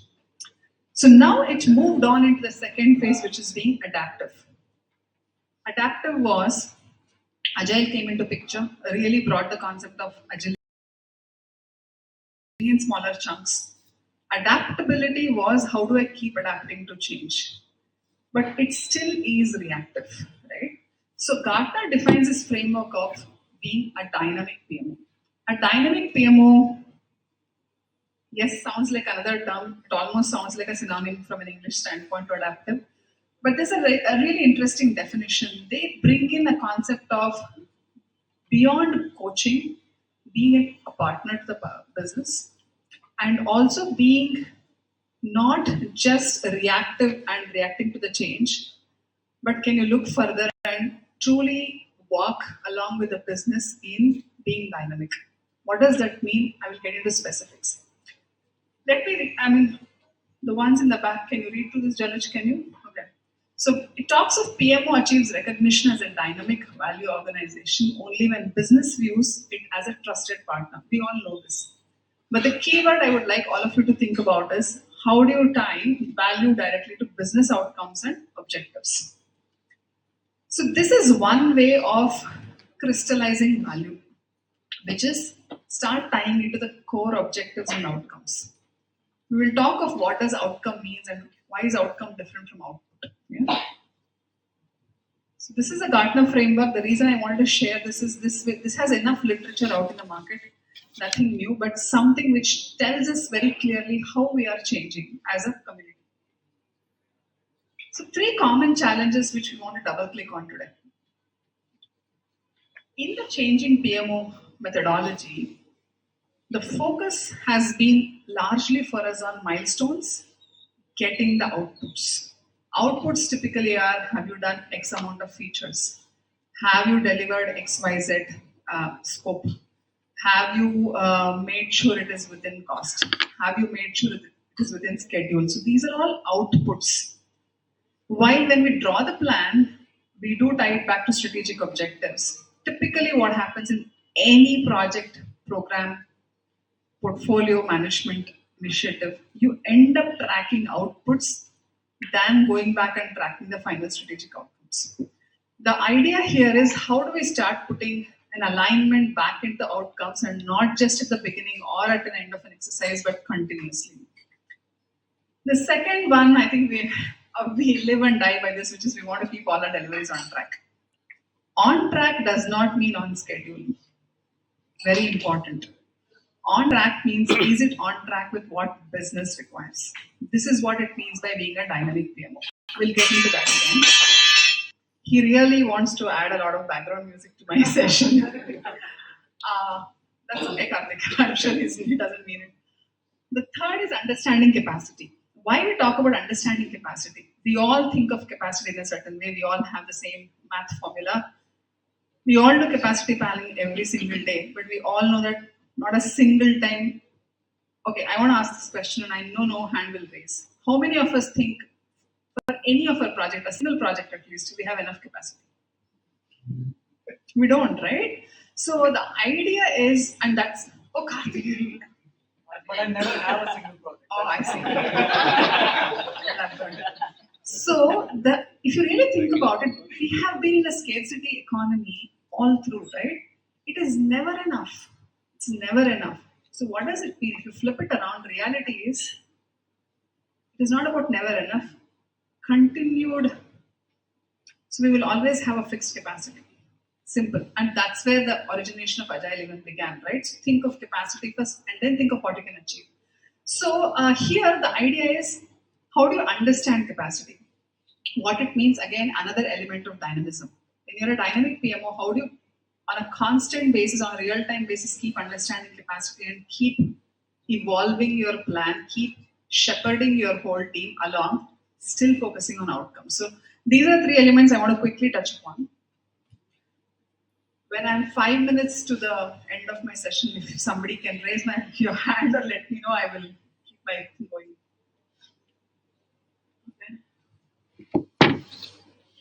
So this is being dynamic PMO. So one of the key elements that's come out of Gartner research is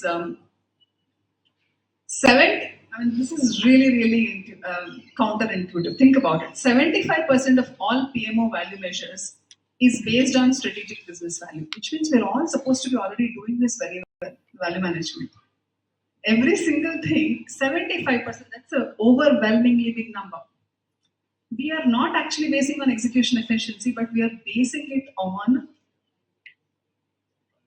strategic business value. I think the room agrees because everybody says, yes, I'm basing it on business value. But where is the gap then? Any thoughts? Where is the gap? If this is already happening, yes, sir. Yeah, the guys who are actually doing PMO, they don't understand business. Okay. You raised that point, excellent point. I'm going to just note that down so we can talk about it. Any other thoughts? The transition from the business value outcome idea into the next function, which is the project execution. That doesn't happen. So we define based on business value, but we are not continuously translating and measuring. Okay, you're probably hitting the right answers. Okay. Benefits realization is missing. Okay, benefits realization. What is benefits is something we should think through, right? What does it mean to generate back to value? You had something to share. And overall, the gap between strategy and delivery. How do you achieve it? What do you happen? And project execution becomes a very narrow value on an hourly, weekly, daily basis. You have to keep your target, and that's all people get it. So yeah, the micromanagement, I think that's part of the deal, of course. But the larger picture is not sent home every time by the leaders to the people who are executing. So that transfer. So 2 points from here, which I will just relay it out for the rest of the room to hear is, yes, I'll come to that. So Mona is talking about how even though we define like this, but we end up in micro goals, which is execution efficiency, that becomes a reality. I think Gaurang's point is that while we may do all this strategy to delivery, we lose translation somewhere. It becomes a Chinese whisper. Yes, sir. I think 3 words in your presentation are key. One is dynamic. The other is strategy and execution. So I think the transparency between strategy and execution is not linear, and value is dynamic. So as we progress, the value that we are going towards changes, and that's how business is. So the ability for you to real time keep adapting and changing and bringing this transparency between strategy and execution is where I see us failing. Wonderfully articulated. So again, I'll translate this just so that I have the mic and people can hear it. So what Karthikeyan is talking about is the transparency between strategy and execution and the value itself being dynamic. While you have the strategic value, you know you have to hit a certain thing. You either are targeting one of your revenue goals or an NPS goal, or you have an objective, or you're creating a company of a certain stature, etc. But what starts getting diluted and where we all probably are failing is because the value is dynamically changing. In my mind, that's probably agility in value, right? And that's where the dynamism of PMO comes together. And today, probably a lot of this is being done intuitively by good PMs. Good project managers, program managers probably are already doing this, right? So this is codifying that and seeing how can we leverage tools, technologies, data, process and framework. There was a question about mindset. So I'm a big believer in for mindset change, apart from the whole coaching, counseling, conversations, we really need to put frameworks and behaviors because what happens is frameworks force you to a certain behavior. The behavior becomes habit. The habits start forming your culture. The habit formation is where we kind of always fail. So coming back, I think brilliant answers. Thank you for so much for engaging. So let's go into the next part of it. What does this mean? So the whole point here is coming back and tying back the point is transparency is yes, value is changing. But how? This is where instead of focusing on outputs, focusing on narrow efficiency metrics, how do we start focusing on strategic outcomes? Outcome becomes your North Star. And that North Star remains where it is. How you get there keeps changing. And that's exactly what's agile. So how do you keep there are multiple frameworks that are coming into play, but we believe, and this is not just our interpretation, this is something which we have consistently heard from every conversation we are having in the good years and the bad years. Years where we did not have recession, we are still hearing the same thing. This year, when we are hit with recession, we are hearing the same thing across multiple geographies. So, how you start, because this is where you can become a partner to the business. You're talking the same language as business. Whether you know the business or not, if we can keep people, you're almost like a traffic cop, right? So how do you keep people running in the lane, which is supposed to be the lane? I think, and that requires not just, it's obviously an art and science, but it also requires certain frameworks to put together. So outcomes over output. So I'll just quickly talk about some of the examples. I'll step back from future conversations, move into business outcomes. Focus on business problems and desired outcomes. It's not about whether we understand, it's about keeping all the teams together. And emphasis on delivering value. So this is where value starts getting translated as your investments. Number one indicator of your value is investment. How is it translating? It's not a bad thing to track investments. We all somehow feel that investment management is almost a lower end of the job. It's not, because if your value, if your enterprise value is being driven by your financial metrics, and if you are continuously keeping your financial metrics of your project and initiative and program in alignment with that, that can be your first step towards actually showcasing value, because this is where nobody can question what is value. Becomes a first step. I'm not saying that's the last step. I think the first and most important problem we're all dealing with is not investments, not management, not tools, but continuously prioritizing. I think that's the key skill for a dynamic team. It is not about knowing what it is and just marching towards it, because the goal is never the same. It's a moving goalpost. But the fact that you are continuously prioritizing and you keep the investment as one of your North Star metrics, you keep prioritizing your every effort and unblocking becomes a way, a natural tenet for a dynamic PMO. So this is our hypothesis. So the last is invest where results are being realized. A lot of us go through this. Whether it is a small or a medium or a big organization, we invest.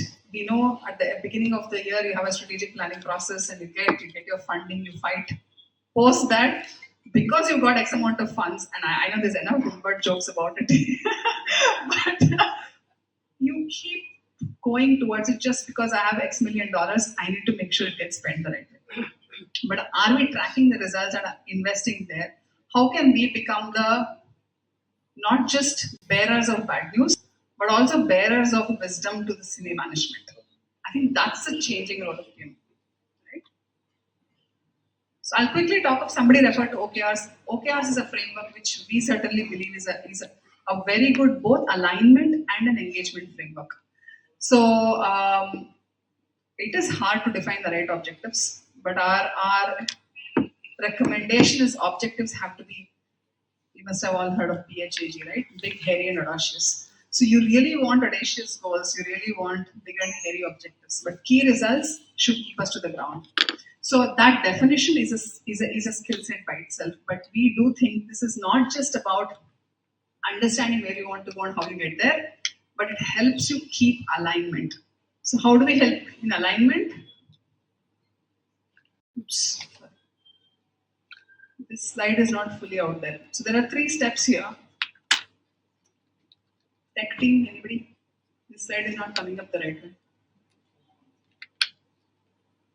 Okay, so I'll quickly talk about the 3 levels. It's strategic OKRs, value stream OKRs, and team level OKRs. Strategic OKRs is what you get to set as goals with your board, with the market, etc., which is investment priorities.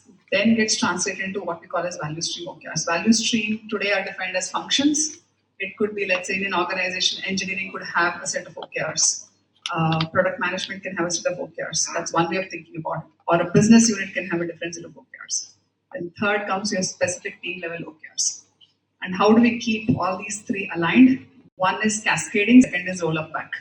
So that's the mechanism which really works. And of course, a very simple way of doing it is continuously connecting key result of strategic to the value stream, this key result of value stream to team, and rolling back up on almost on every sprint basis. This very, very few tools and frameworks today are supporting, but is probably the one way to really keep both alignment and engagement. The reason I know this works is, at least in my organization, we live by this and we use our own tools to manage this. So I know that this is one way of keeping global alignment and locally engaging it, even if you have different nuances. So I'll quickly cover the other 2 sections. I'm sure I'm going over my time, probably 5 minutes, yeah. So this is one more, probably not, this will not be a surprise to many people. Another Gartner analysis which says that 59% of digital initiatives take too long to complete. Actually, for me, that number sounds low. Probably a lot more. And 52% take too long to realize value. And this has come from every level. This has come from your CXOs. This has come from the PMO community themselves. And this has come from the ones who are actually delivering your engineering, your product, your core functions. So if that's a common belief, we all know there's a common problem. And you'll be amazed to hear today the investments, whether it is digital or investments in terms of just investing for the company's sake, has gone up 5x. In the last decade, it has gone up 5x, which means the CXOs are truly pumping in money. So just imagine this problem becomes even more magnified because you have a lot of investments coming in. It's not that you're fighting for it, but you're not able to realize value.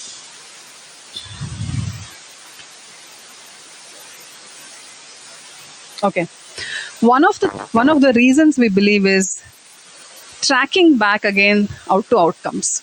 So as we start seeing this investments coming in from a value and time perspective, we believe we go through this, right? We all are familiar with the red, amber, green. We look at actions, we create tasks, we look at statuses, but this is only giving us a backward view. You're always seeing in your rear view mirror. Is that good enough? That can't be dynamic, right? While I know we have implemented risk-based and other things, truly focusing on early warnings and risk, we believe is the only way to move forward because we are in a very dynamic environment, irrespective of which organization, which industry.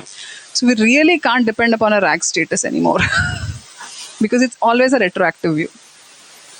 So data, how do we start looking at data to really start thinking, when you say delivery at risk, what part of your delivery is at risk? Are you looking at your leading indicators? And as you start looking at leading indicators, can you really start predicting and forecasting and say, I'm getting delayed is one status, but I'm getting delayed by, let's say, 4.8 months because of XYZ. Gives that much more confidence That's another trait of a dynamic PMO. How do you do it? We have so much data, so much technology, irrespective of industry today. Better start using it. The last one, and this is for me my most favorite, right? Every business leader, me included, we all believe IT teams can deliver 10x of their actual capacity. By the way, all PMs, we also plan that way. We are also culprits here. Thank you. But does it make sense? We know we have overworked teams. We know we'll never get there in terms of final so-called output and milestones.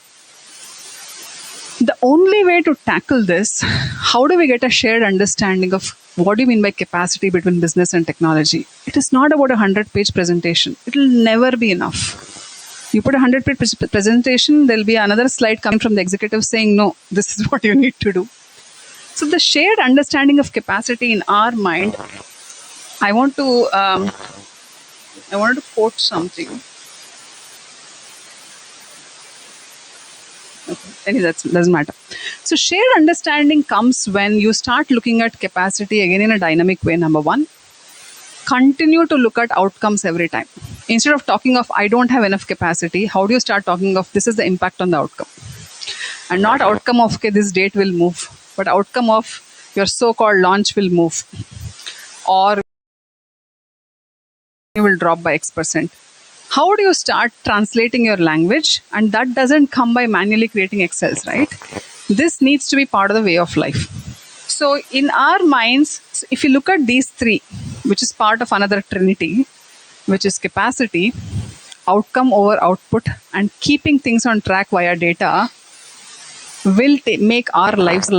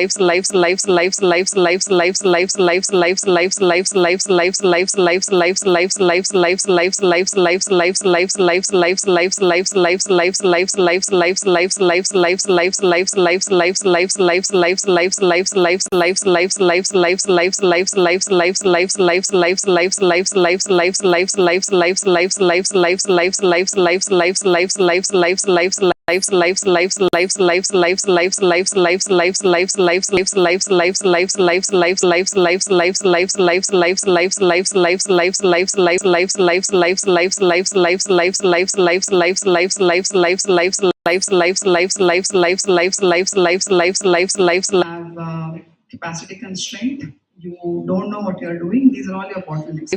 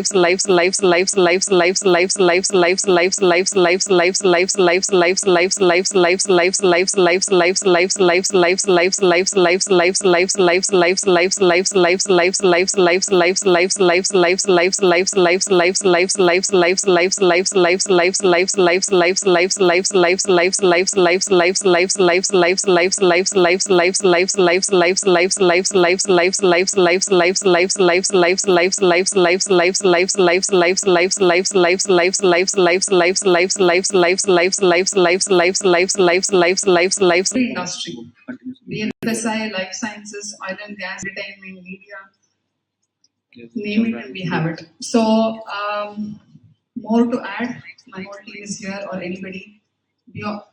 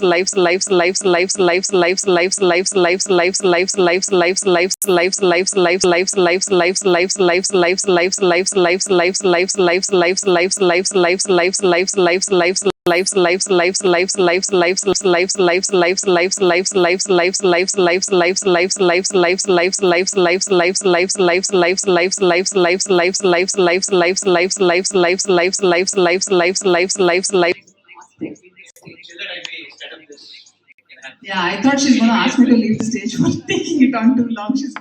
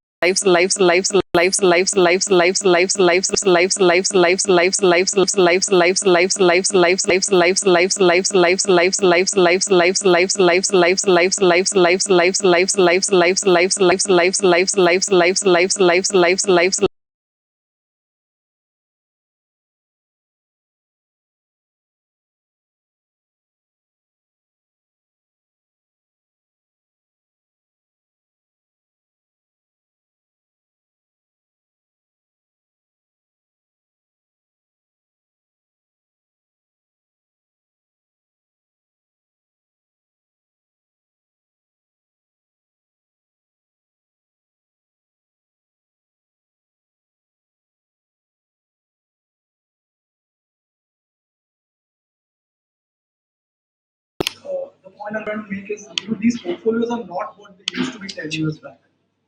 They are also kind of very dynamic. In many cases, in areas, somebody was pitching Philips earlier, and a lot of the new product innovation that that is done, the methodology is newly defined. It's not that's something that exists. So the long-minded statement, really going to the point, saying how.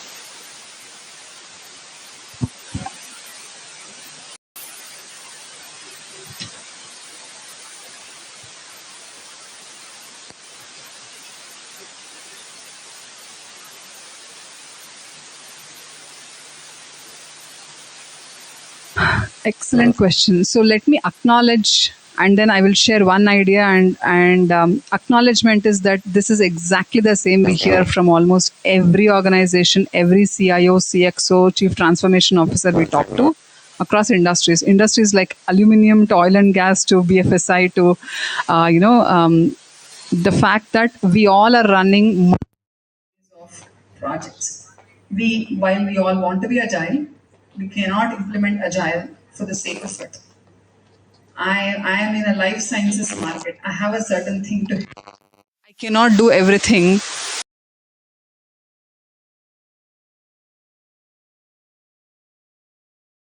That is a reality. In my mind, it's not something which we can call anything as an incorrect reality, right?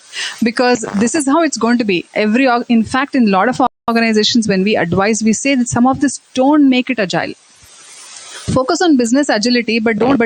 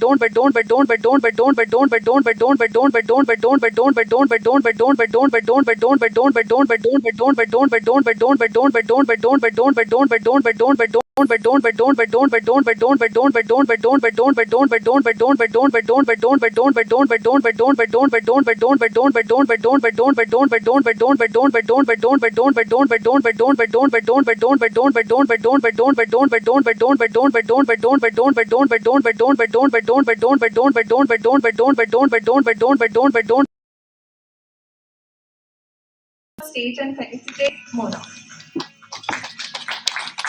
वो वाला हटाओ, अपने में से sound वाला। अरे यार, आपने हैंड मूवमेंट को हटा दिया।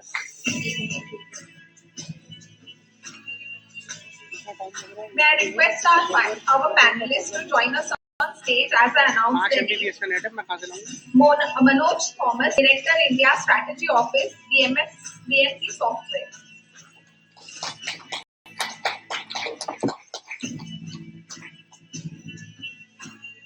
Mr. Sandeep Atasre, Global Director, PMO and Portfolio Management, Philips.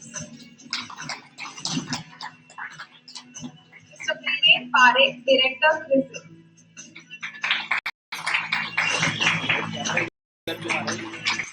Camera सामने करो ना सर, नेटवर्क के चक्कर में ऐसा क्या प्रॉब्लम ये इसलिए रूम हो रहा था ये बस तो कर दो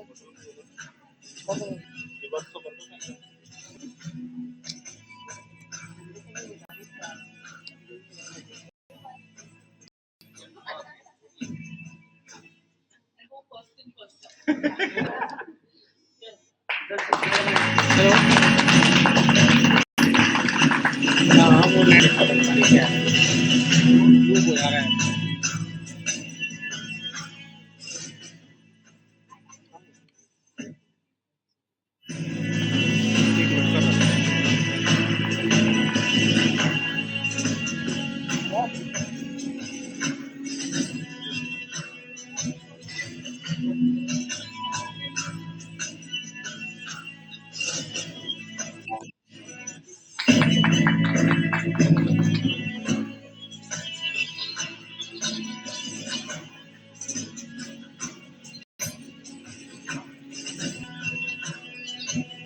I think Mona can take over from.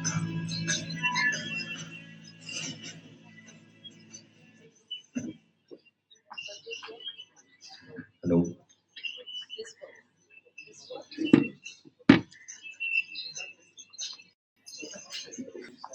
Hello.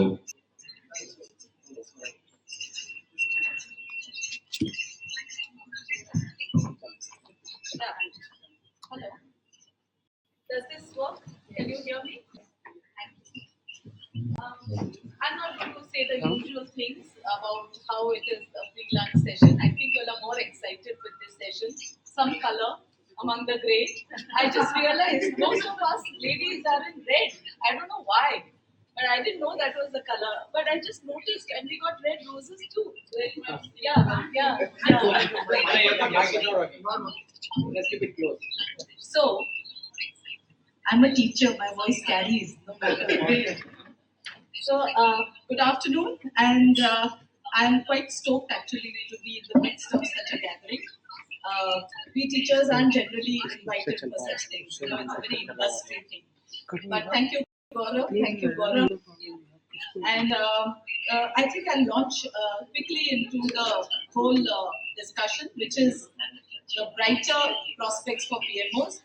It is something that is of consequence to you because it is about your future, what you can do, how you can benefit from being in this role and also mentoring some more in this role. So we have all the three panelists here who will be telling you what it takes to have this certain competencies if you have to grow into the role. So the youngsters can definitely pay a little more attention to what they have to say.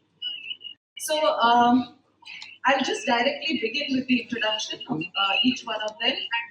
While all are very highly erudite and accomplished professionals, allow me to share what makes each of them such well-rounded personalities. All of you right now may be on LinkedIn, I know that, trying to search for them. So please go ahead, and they have their formal CVs there. So I'm not going to be doing duplication of work, trying to be efficient like y'all. So I'm just going to tell you what you don't know. So on my right, we have Biren Parekh. He's director at CRISIL, a speaker, an author, a PM and evangelist, a digital technocrat, and as if this list of accomplishments is not enough, he's, as he says in his own words, he's a fitness freak. That's very clear, of course, when we look at him. So, and he's a marathoner. So I added my 2 bits, and I think my guess is, being a long distance runner, he does not run away from any of the hackathons, but actually runs to the finish line with each and every one of them in time. So give him a.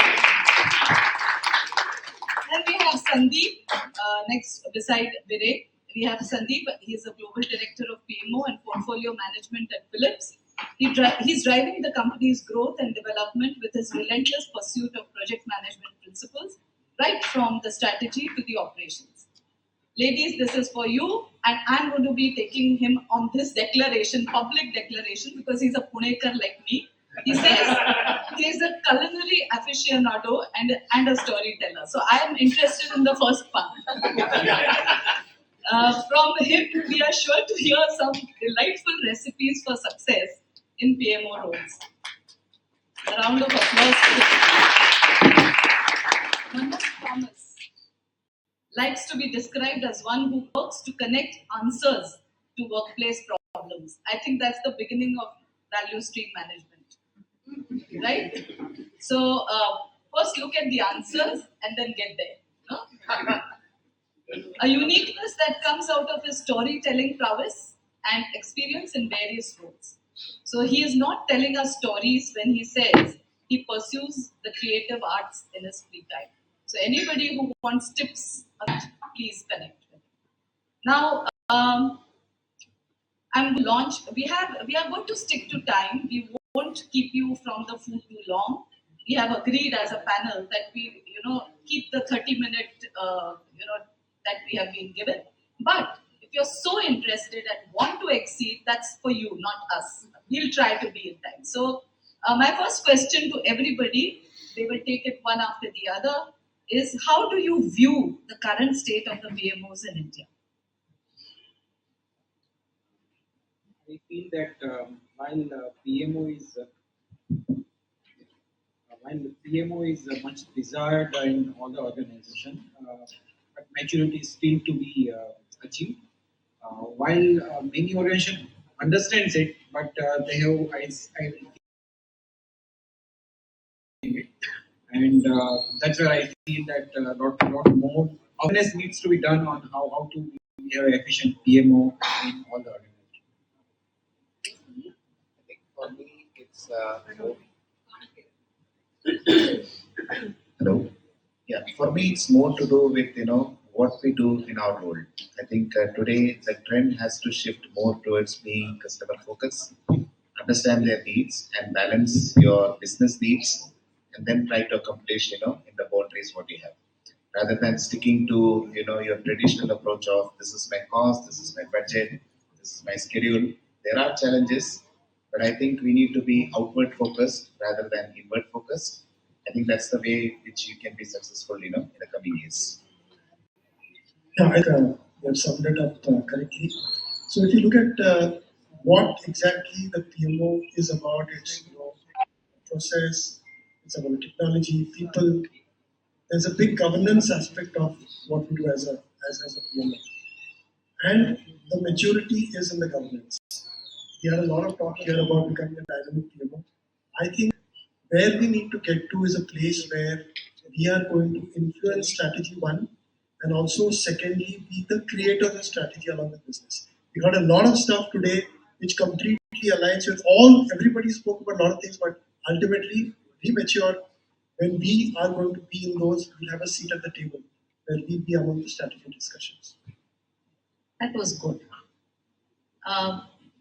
So the second question which follows this is, how do you address the resource and talent deficiencies that hamper project execution in the short run? Because all of you who are heading PMOs in this audience, and even Shalini spoke about the talent shortage continuously. She said that I don't have the capacity. I don't have the capacity is a pet peeve. So how would you do this? So let's start this. Biren and Sandeep, can you take this, please? Yeah, I think you all have heard Shalini talking about the current resource constraints we do have, and I come from an industry where we have developing a medical product, and certain skills are niche, and in today's world it's highly competitive. We can't hold the people just by saying you have a job. So resource constraint is a dynamic affair.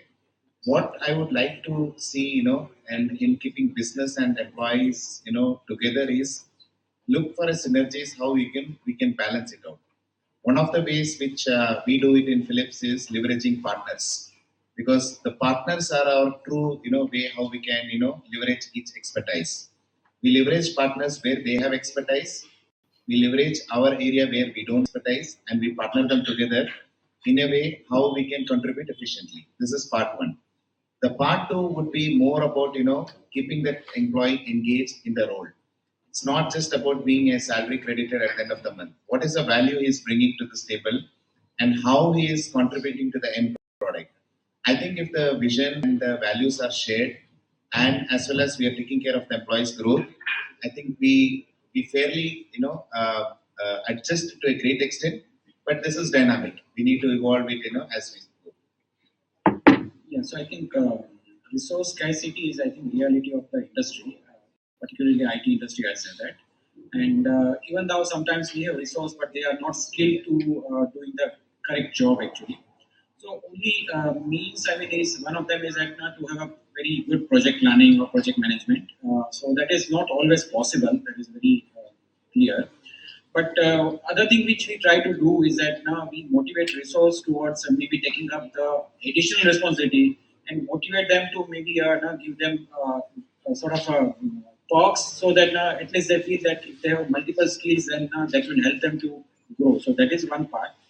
And second is that at times we try to use the employees' desire. Okay, so some people say that they want to move to a different role or different want to work on different technology. Then we try to tell them that okay, we are giving you opportunity to work maybe a sort of a couple of hours more in a day, maybe and try to learn this while delivering the project and gain the visibility. So there is, and then we tell them that you can slowly transition to the whatever this different kind of a role or different kind of technology, different kind of domain. So that is how we particularly try to address this kind of resource scarcity. And obviously, I mean, the priority, backlog priority, whatever is to be done, all those things is being done. But and obviously create a debt also sometimes because you can't deliver everything together, right? So there is always a customer negotiation, all those things keeps happening. But this first 2 points where I mentioned that we try to leverage the resource desires to meet the whatever scarcity or petitions. Thank you. I think, sorry, but I cannot resist this. This is where building competencies or defining competencies comes in. And I think my role will be there in the future because that's where I come from, define competency mapping for PMOs. So I think, Manoj, I would like you to take the next question, and that is how difficult is it to bridge the gap between strategy and day-to-day implementation? Because that's something which is, I want you to go into the minutiae, so to say, because on a global level, everybody says it's difficult, but perhaps give a little example that you try to do something, in real, then it kind of hits home, is the way I, would like you to take this question. Sure. So I want to go a little, probably throw a curveball at Shalini for sure, because there is, I mean, all these years we've been talking of strategy happening in the boardrooms. The select few, the privileged few sit there, do something, create hundreds of PowerPoint presentations, and then like the DevOps where development just codes and just sends it to operations. The strategists build something and then throw it to execution.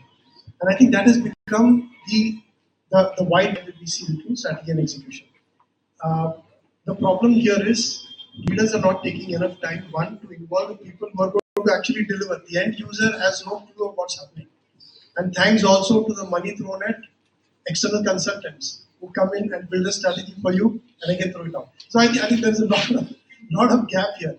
So what we are doing as a BMC is we have our vision, strategy, execution, and metrics that the CEO sets for the company. The CEO, in dealing with the BUs, set their own BSEMs. The BUs then set the BSEMs for their teams.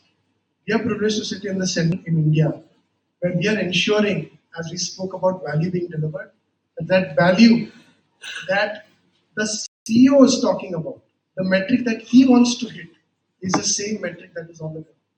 So you are really talking about the central PMO integrating the BSEMs from the CEO to the, and then there is no question about whether execution is not happening because it has to happen.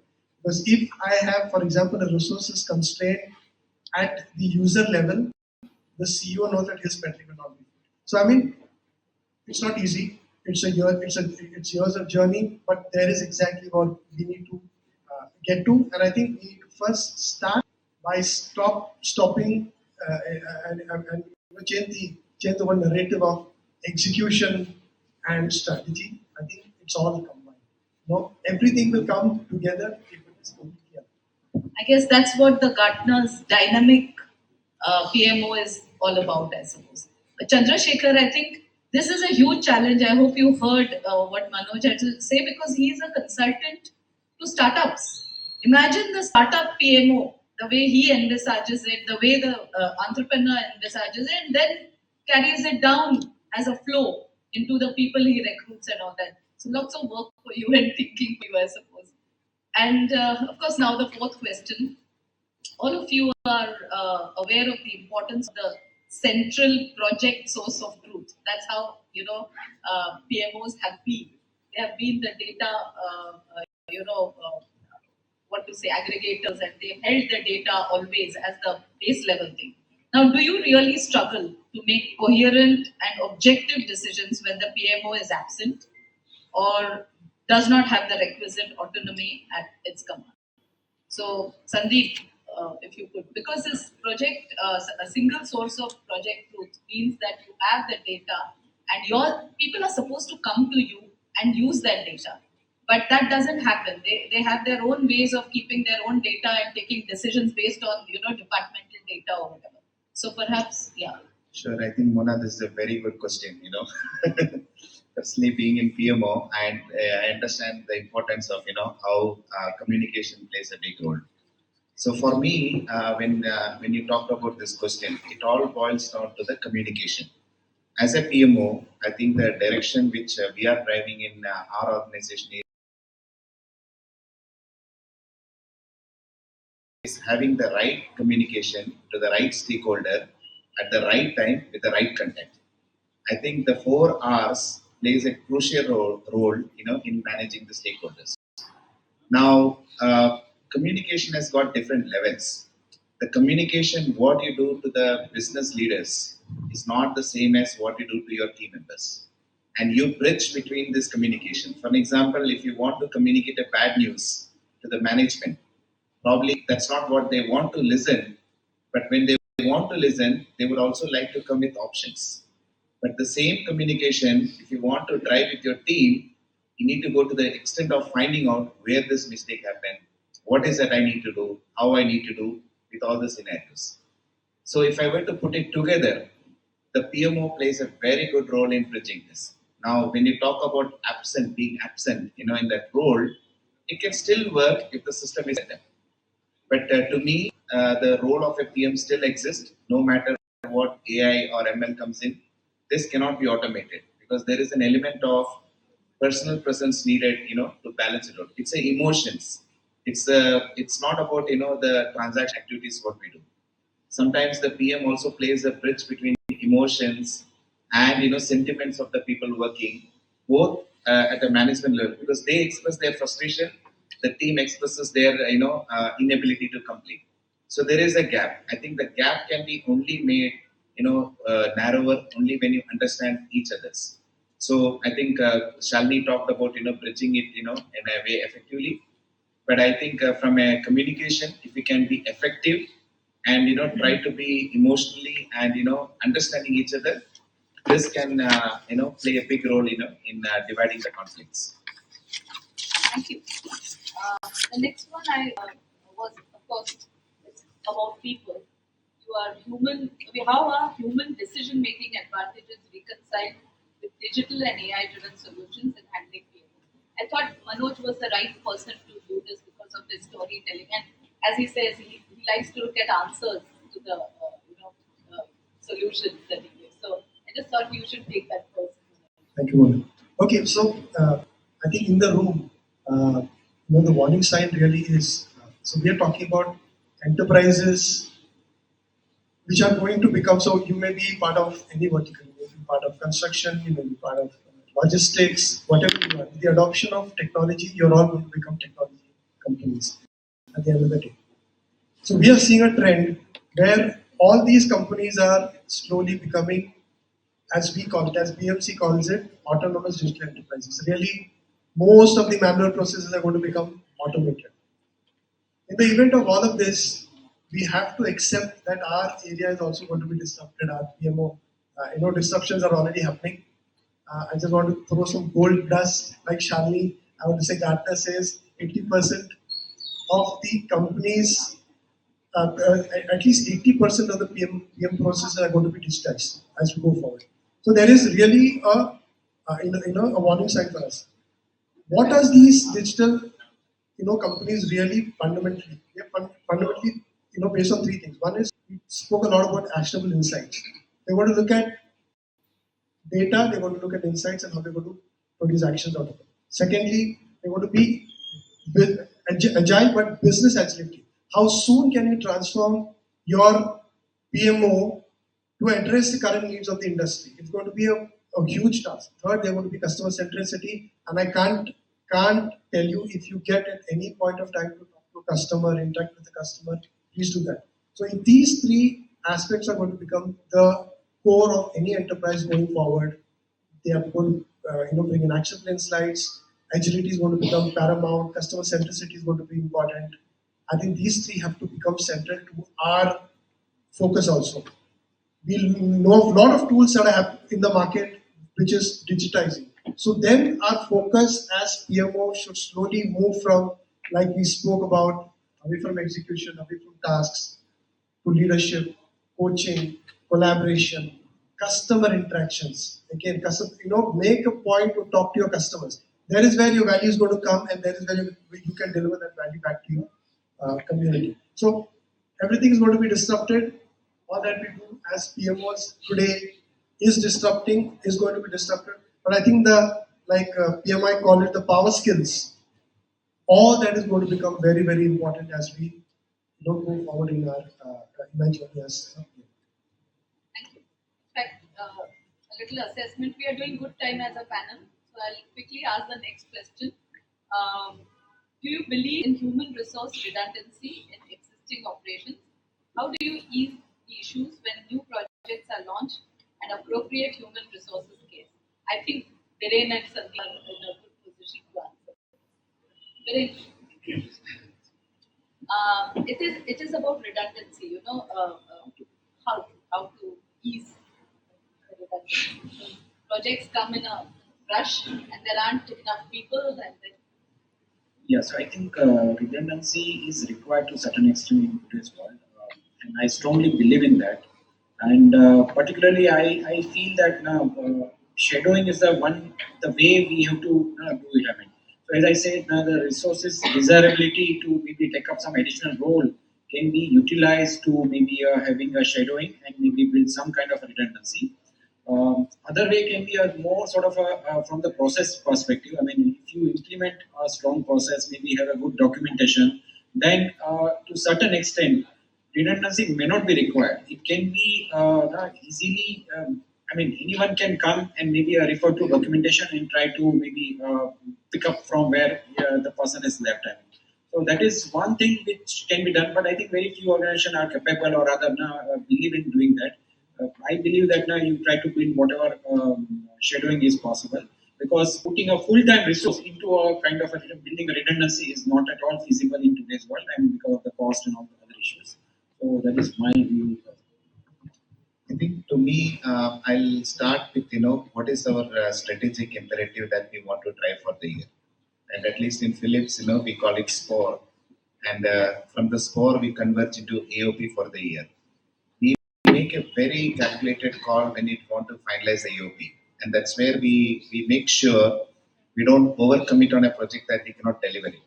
So that the starting point is that we are in a position that we can deliver what we can accomplish. Now that's the starting point. Now having said that, there will be some urgent asks, there will be some customer needs that we need to deliver. So there will be a need for us to be flexible in the way how we operate.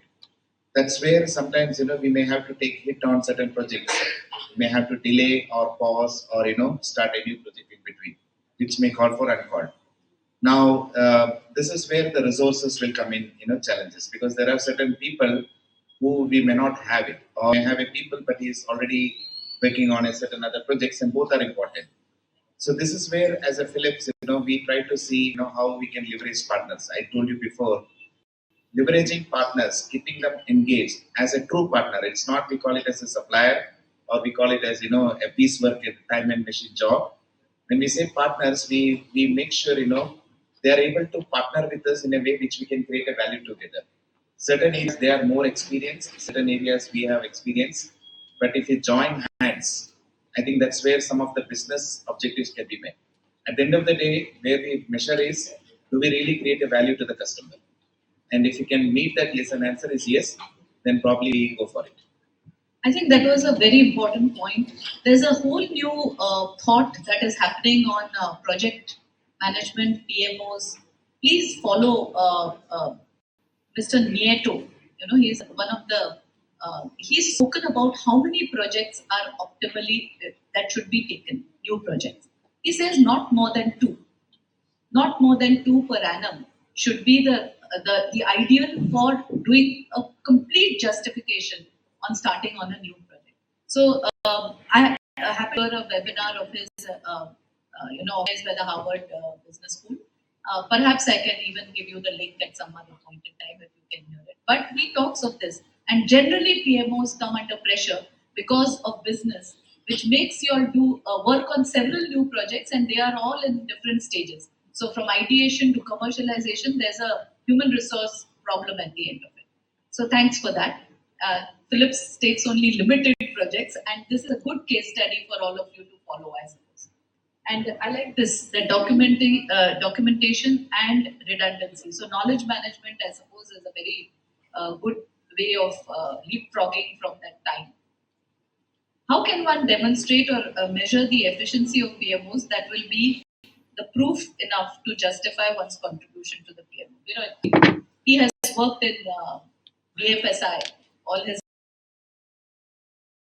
because BFSI came into being and really grew because it had to first establish the value it is giving to a customer. Without by adding technology and not the age-old traditional way of banking, which meant meeting a customer. So I think that should be yours. Sure, thanks. So I think there are two or three things very clear. I think we all know about, Ashutoshi spoke about VMO, Value Management Office, and all those things. So one is that very clear that you should have numbers at your fingertip. Okay, so if you are able to generate a numbers at your fingertip, like now if management asks that, okay, how much effort has been spent or how much value has been created or how much work has been left, if you are able to generate that maybe at a fingertip, then I think that's a way you can measure the efficiency of the PMO. And I'm sure that many of us are struggling at times, even though we have PMO tool, but we said, okay, let me just consolidate this Excel sheet or that Excel sheet, right? So, or maybe ask someone else. So as far as if you have to keep doing those things, then it is not efficient, right? You need to have a data at your fingertip and just maybe a click of button or maybe a status report will quickly tell you that what is the kind of amount or value has been created. Second is that how much prediction management is able to do based on your data. Okay, so that is a very important aspect that now whether this project looks as of now green, but based on whatever data available now. But next week suddenly, or maybe next day suddenly, if someone gives some other data point from somewhere else, and then management or maybe a project manager says, oh, this project is red. So project cannot become red overnight. Okay, it has to, from green, it has to go to amber, then it has to go to red, right? Obviously, we all know that. But if we don't have the correct data and if things keeps happening like this, then I think that is not again efficient PMO or efficient tool. So that is one second thing. And third is that whether risks are coming up maybe at every instance or every whatever in every status report review or any management review. So if those risks are also just sprung in the all the meetings, and then it is like, now you've not managed the project well. PMO has not captured the essence of the project, where it is going, how it is going, and then all these things are resulting into a, I'll say, watermelon status reporting. Okay, watermelon status reporting is whereby everything looks green from outside, but when you cut it, then it becomes red. Okay, so that is one thing which is there, and if you are able to avoid all these things, then I think PMO is efficient, PMO leader is efficient, and the organization is now going towards a strategic direction. That is my view. Let's take the last question before the audience can ask theirs. This is the last question, and this, please, the youngsters, we happen to meet a very young greenhorn. 1 year, almost just 1 year in projects, and this is for you. PMOs are growing in importance globally. For those aspiring for roles in PMOs or for those already in PMOs seeking rapid career progression, what competencies are necessary that an individual would require to, would need to have? You know? So this is for all three of you. Please listen, because that's where you all can build your competencies, or you all can even augment your teams, those who are already heading PMOs. So after that, of course, it's the audience who can ask questions. Anybody can go. All right, I'll go first. So I think when it comes to the career building on PMO, and this is more applicable to the freshers, I think the first and foremost is the core competencies we talk about, whether it is scheduling, resource management, risk management, has to be fundamentally strong. But that's not enough to survive in today's world.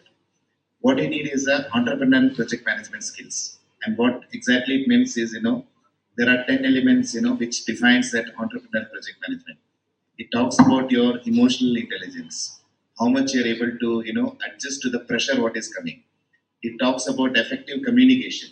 I talked about communication in my previous stance. It talks about your listening skills. It talks about your own ability to learn new things. It also talks about being courageous conversations. It also being your servant leadership. Are you able to motivate and influence your team members? It also talks about your ability to foresee things at a bigger picture. Are you able to see a wider picture? And there are many more. So today's world, just to summarize, it's not just about having technical knowledge on the PMO, but unless you have the other skills which aids you in running this project, this won't be successful. So my advice to the youngsters is pay attention to those skills, because this is what differentiates you from being a good project manager to a great project manager.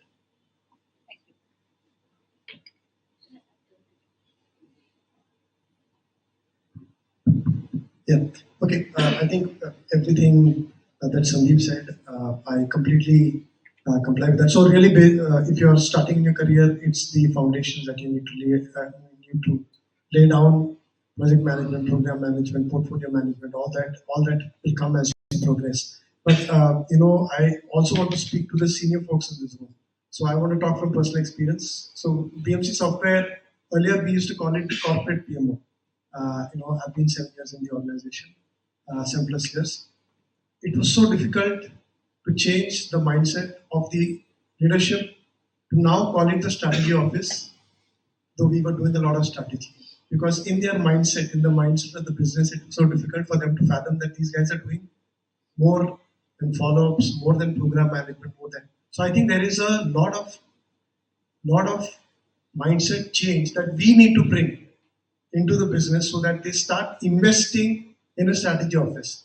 And today, even when we look at it, that getting to that journey is always an uphill task. So my advice, and we are all in it together, but really we have, move from that position of where you can do a lot of project management and things, where you should move to a level of thought leadership. Because thought leadership is the only way when somebody accepts you as a thought leader, you can bring in new ideas. And that is when that whole mindset of who you are and what value you bring to the organization will say. And I just want to again repeat what Shani said: value at the end of the day. Value from what is set as a corporate agenda. So for example, when we do our yearly planning, there are these smart managers who come and say, can we do this, can we do that? But your only tool giving respect to that person is, are you adding value to the metrics of the CEO? Are you adding value to the metrics of the BU?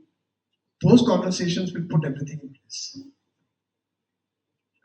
I think Sandeep and Manoj has summed up well. Maybe I'll just like to add that as a PMO, there has to be 3 kind of quotient which one person needs to have. And I'm sure this PMO Leader of the Year will also agree on that. One is that maybe you need to have emotional quotient. Okay, you need to have a very good EQ, because as Sandeep said that you need to be passionate. You should be able to listen, empathetic. Also, you need to also follow up. All those things, standard qualities are required. Interpersonal qualities are required. So that is EQ is required. Second is that you need to have agile quotient. Okay, because the data will be given by the project manager at the last minute, or they might be several follow-ups will be required before you can get the data. So still you should be ready to maybe sum it up and maybe present the data in the format which management can understand. So you have to be agile. You cannot say that I will work from 9 to 5 because you have not given me data by 5 o'clock, then I'll prepare maybe report on the Monday or maybe. So you need to be agile and, from that perspective. And obviously, you need to be intelligent to a large extent because you need to play with numbers. You need to see that what metrics can be derived out of it, how it can be presented, and now what it means actually in terms of now to the management. That now whether how much the project is delayed or where things are going wrong. So all those things are required. So these three things which I feel can be considered from the. I think the audience now. The audience can take. Are there any mics? Questions? Questions, please. Everybody's waiting to get to lunch. Any questions from the audience? The question is that when we are going to start lunch. I think they can. Half an hour. We started 1:32, 2:02. We are That's done. perfect.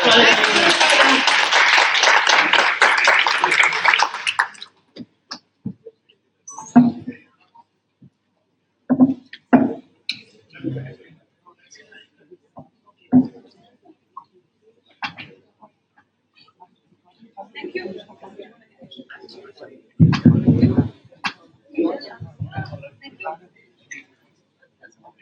Okay. Thank you, Mona and all the other panelists for sharing their vast experience and knowledge.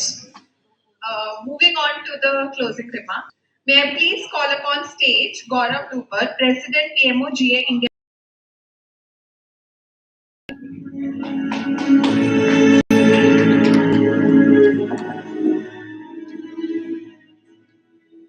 I've just brought this so that I don't forget anything. Well, what a wonderful event this was, and distinguished leaders, influencers, and guests in this room. So I feel honored to be part of this event and privileged to get an opportunity to hear such great PMO leaders and influencers.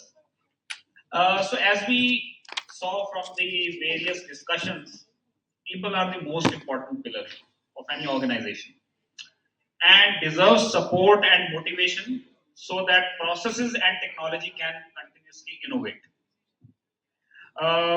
So is the case with PMOs. And they are the important building blocks for the success of projects, programs, and the entire organization. I take this opportunity to thank our kind sponsors, PlanView.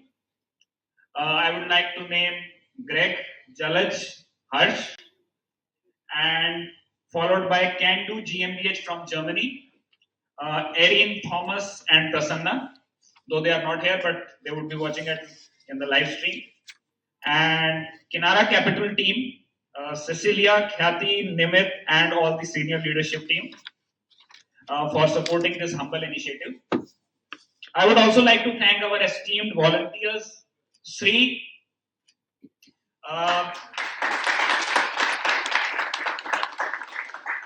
Vignesh, and Mahesh. So Mahesh is not here, but he is our key volunteer. For their incredible support and passion, and to all our supporters, advisors, mentors for their collaboration. I would also like to thank our esteemed speakers, Ashutosh, Shalini, Dr. Mona Shah, Hiren, Sandeep, and Manoj for sharing their insightful views on the topic brighter prospects of PMO career. I also thank our founder and chair, Americo Pinto, Rodrigo, who is the IT head, who has helped us a lot in just setting up the entire stuff, without whom we would not have been able to achieve this, along with our India Hub board members, Karthik, Farhan, and Dheeraj, who is our Chief Communication Officer. I also thank Muses Marketing, Ronak Singh Ahuja, for managing this event successfully. And of course, the beautiful trophies are manufactured by Benson Trophies, New Delhi. Thanks to them as well. Last but not the least, I thank our anchor Anita for doing a brilliant hosting, and of course Hotel Goldfinch for their beautiful venue and arrangement. Before I conclude, I would like to make an important announcement for a special recognition, though no one knew about it, even my colleagues at India Hub. And this person is amongst us, and it is none other than Sri Sudarshan.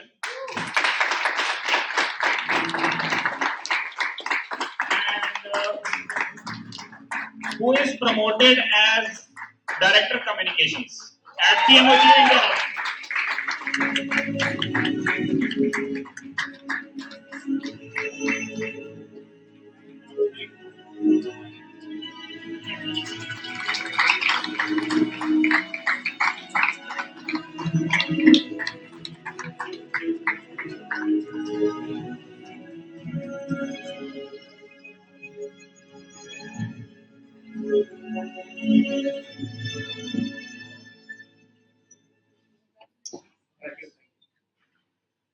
And with this, I conclude the PMO India Conference and Award Ceremony, and look forward to seeing you next year. And thank you all once again for your kind presence in making this event successful.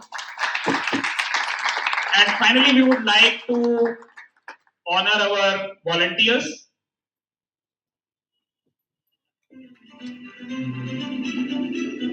May I please call upon stage Mona and Shalini to hand over the trophies to the volunteers.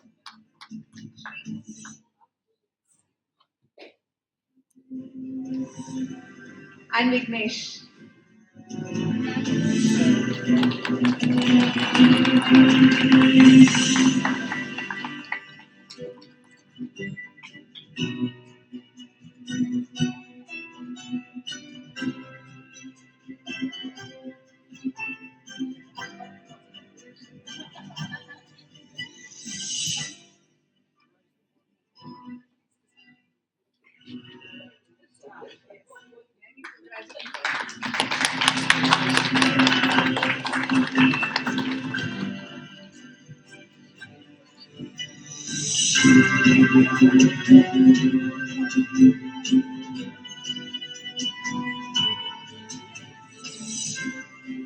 A hand of applause to Mahesh as well, who is not here with us. So Shri would be accepting award on behalf of Mahesh. Yeah.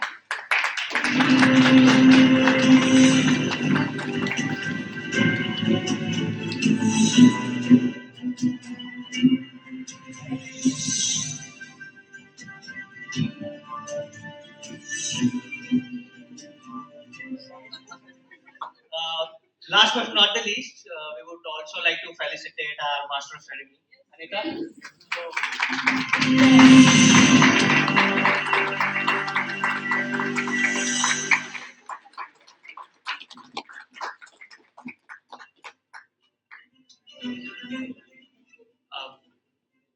One last thing, while I was mentioning some time back, right, we want to get Indian PMOs and PMO professionals on the global podium and the global platform, right?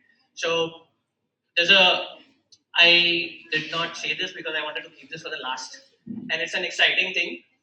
The PMO of the Year winner is directly getting nominated to the global awards, which is going to get started in April.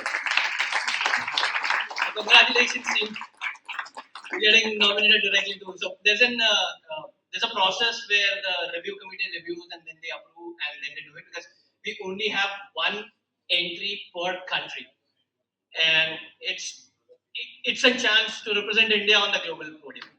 And for the PMO leaders of the year, all the finalists are going to the global competition on the PMO leader category. Thank you so much, and we all can enjoy our lunch.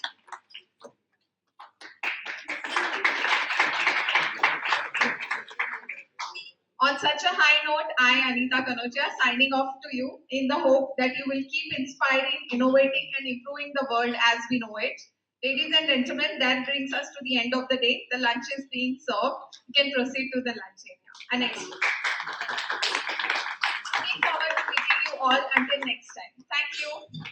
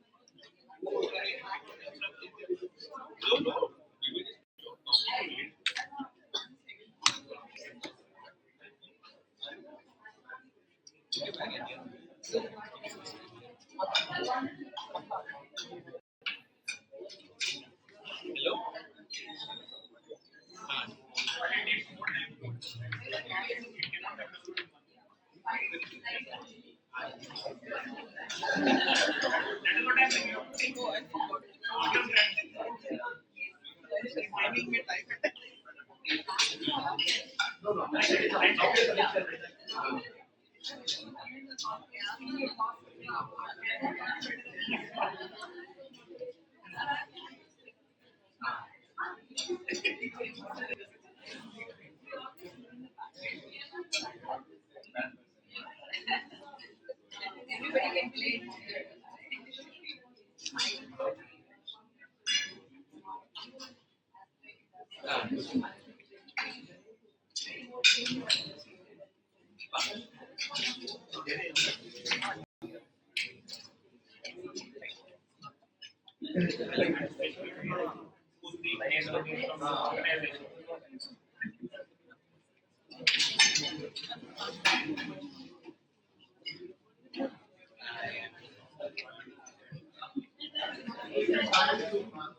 Actually, a good idea.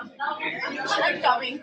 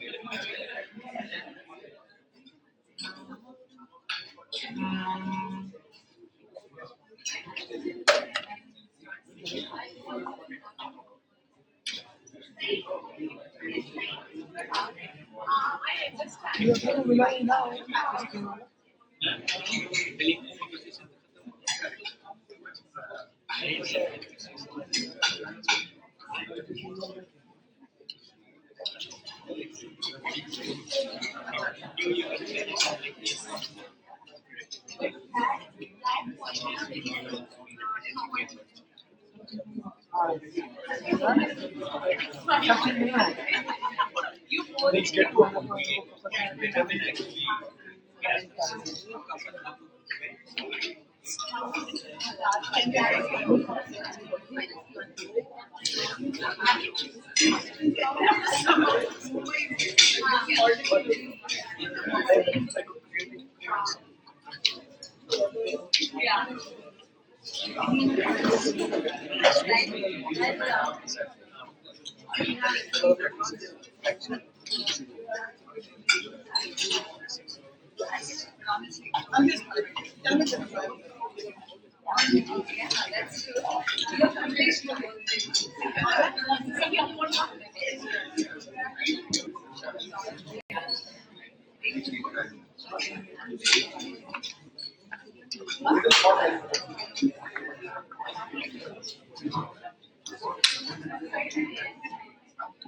Send you the banner.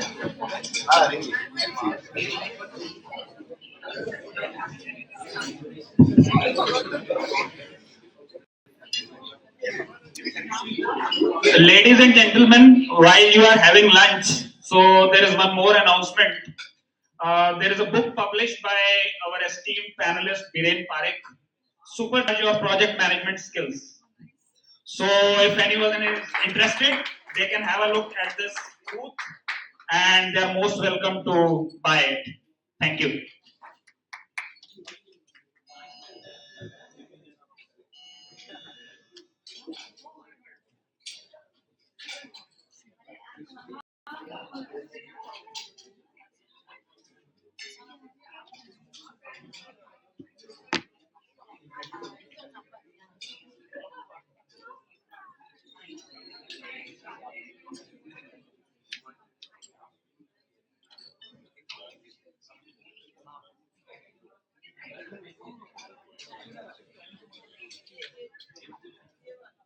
Note 9 है, note 10 है।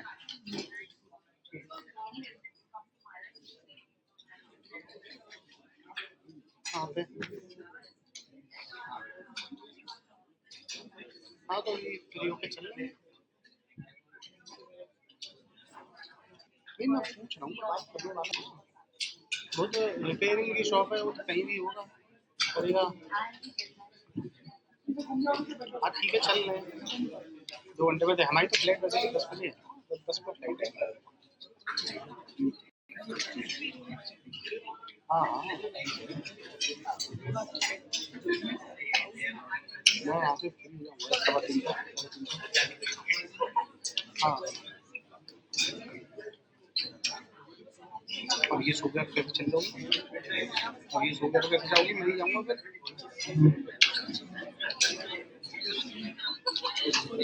तो मैं चला जाऊँगा ना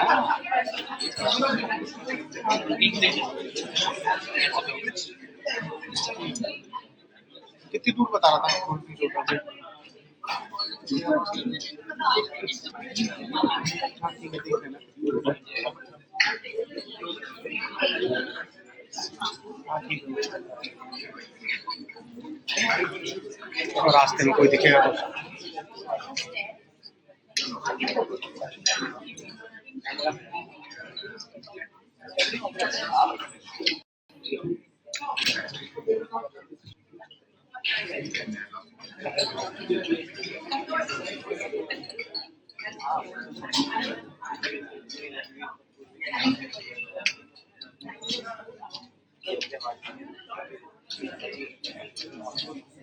आ रहा है चली जा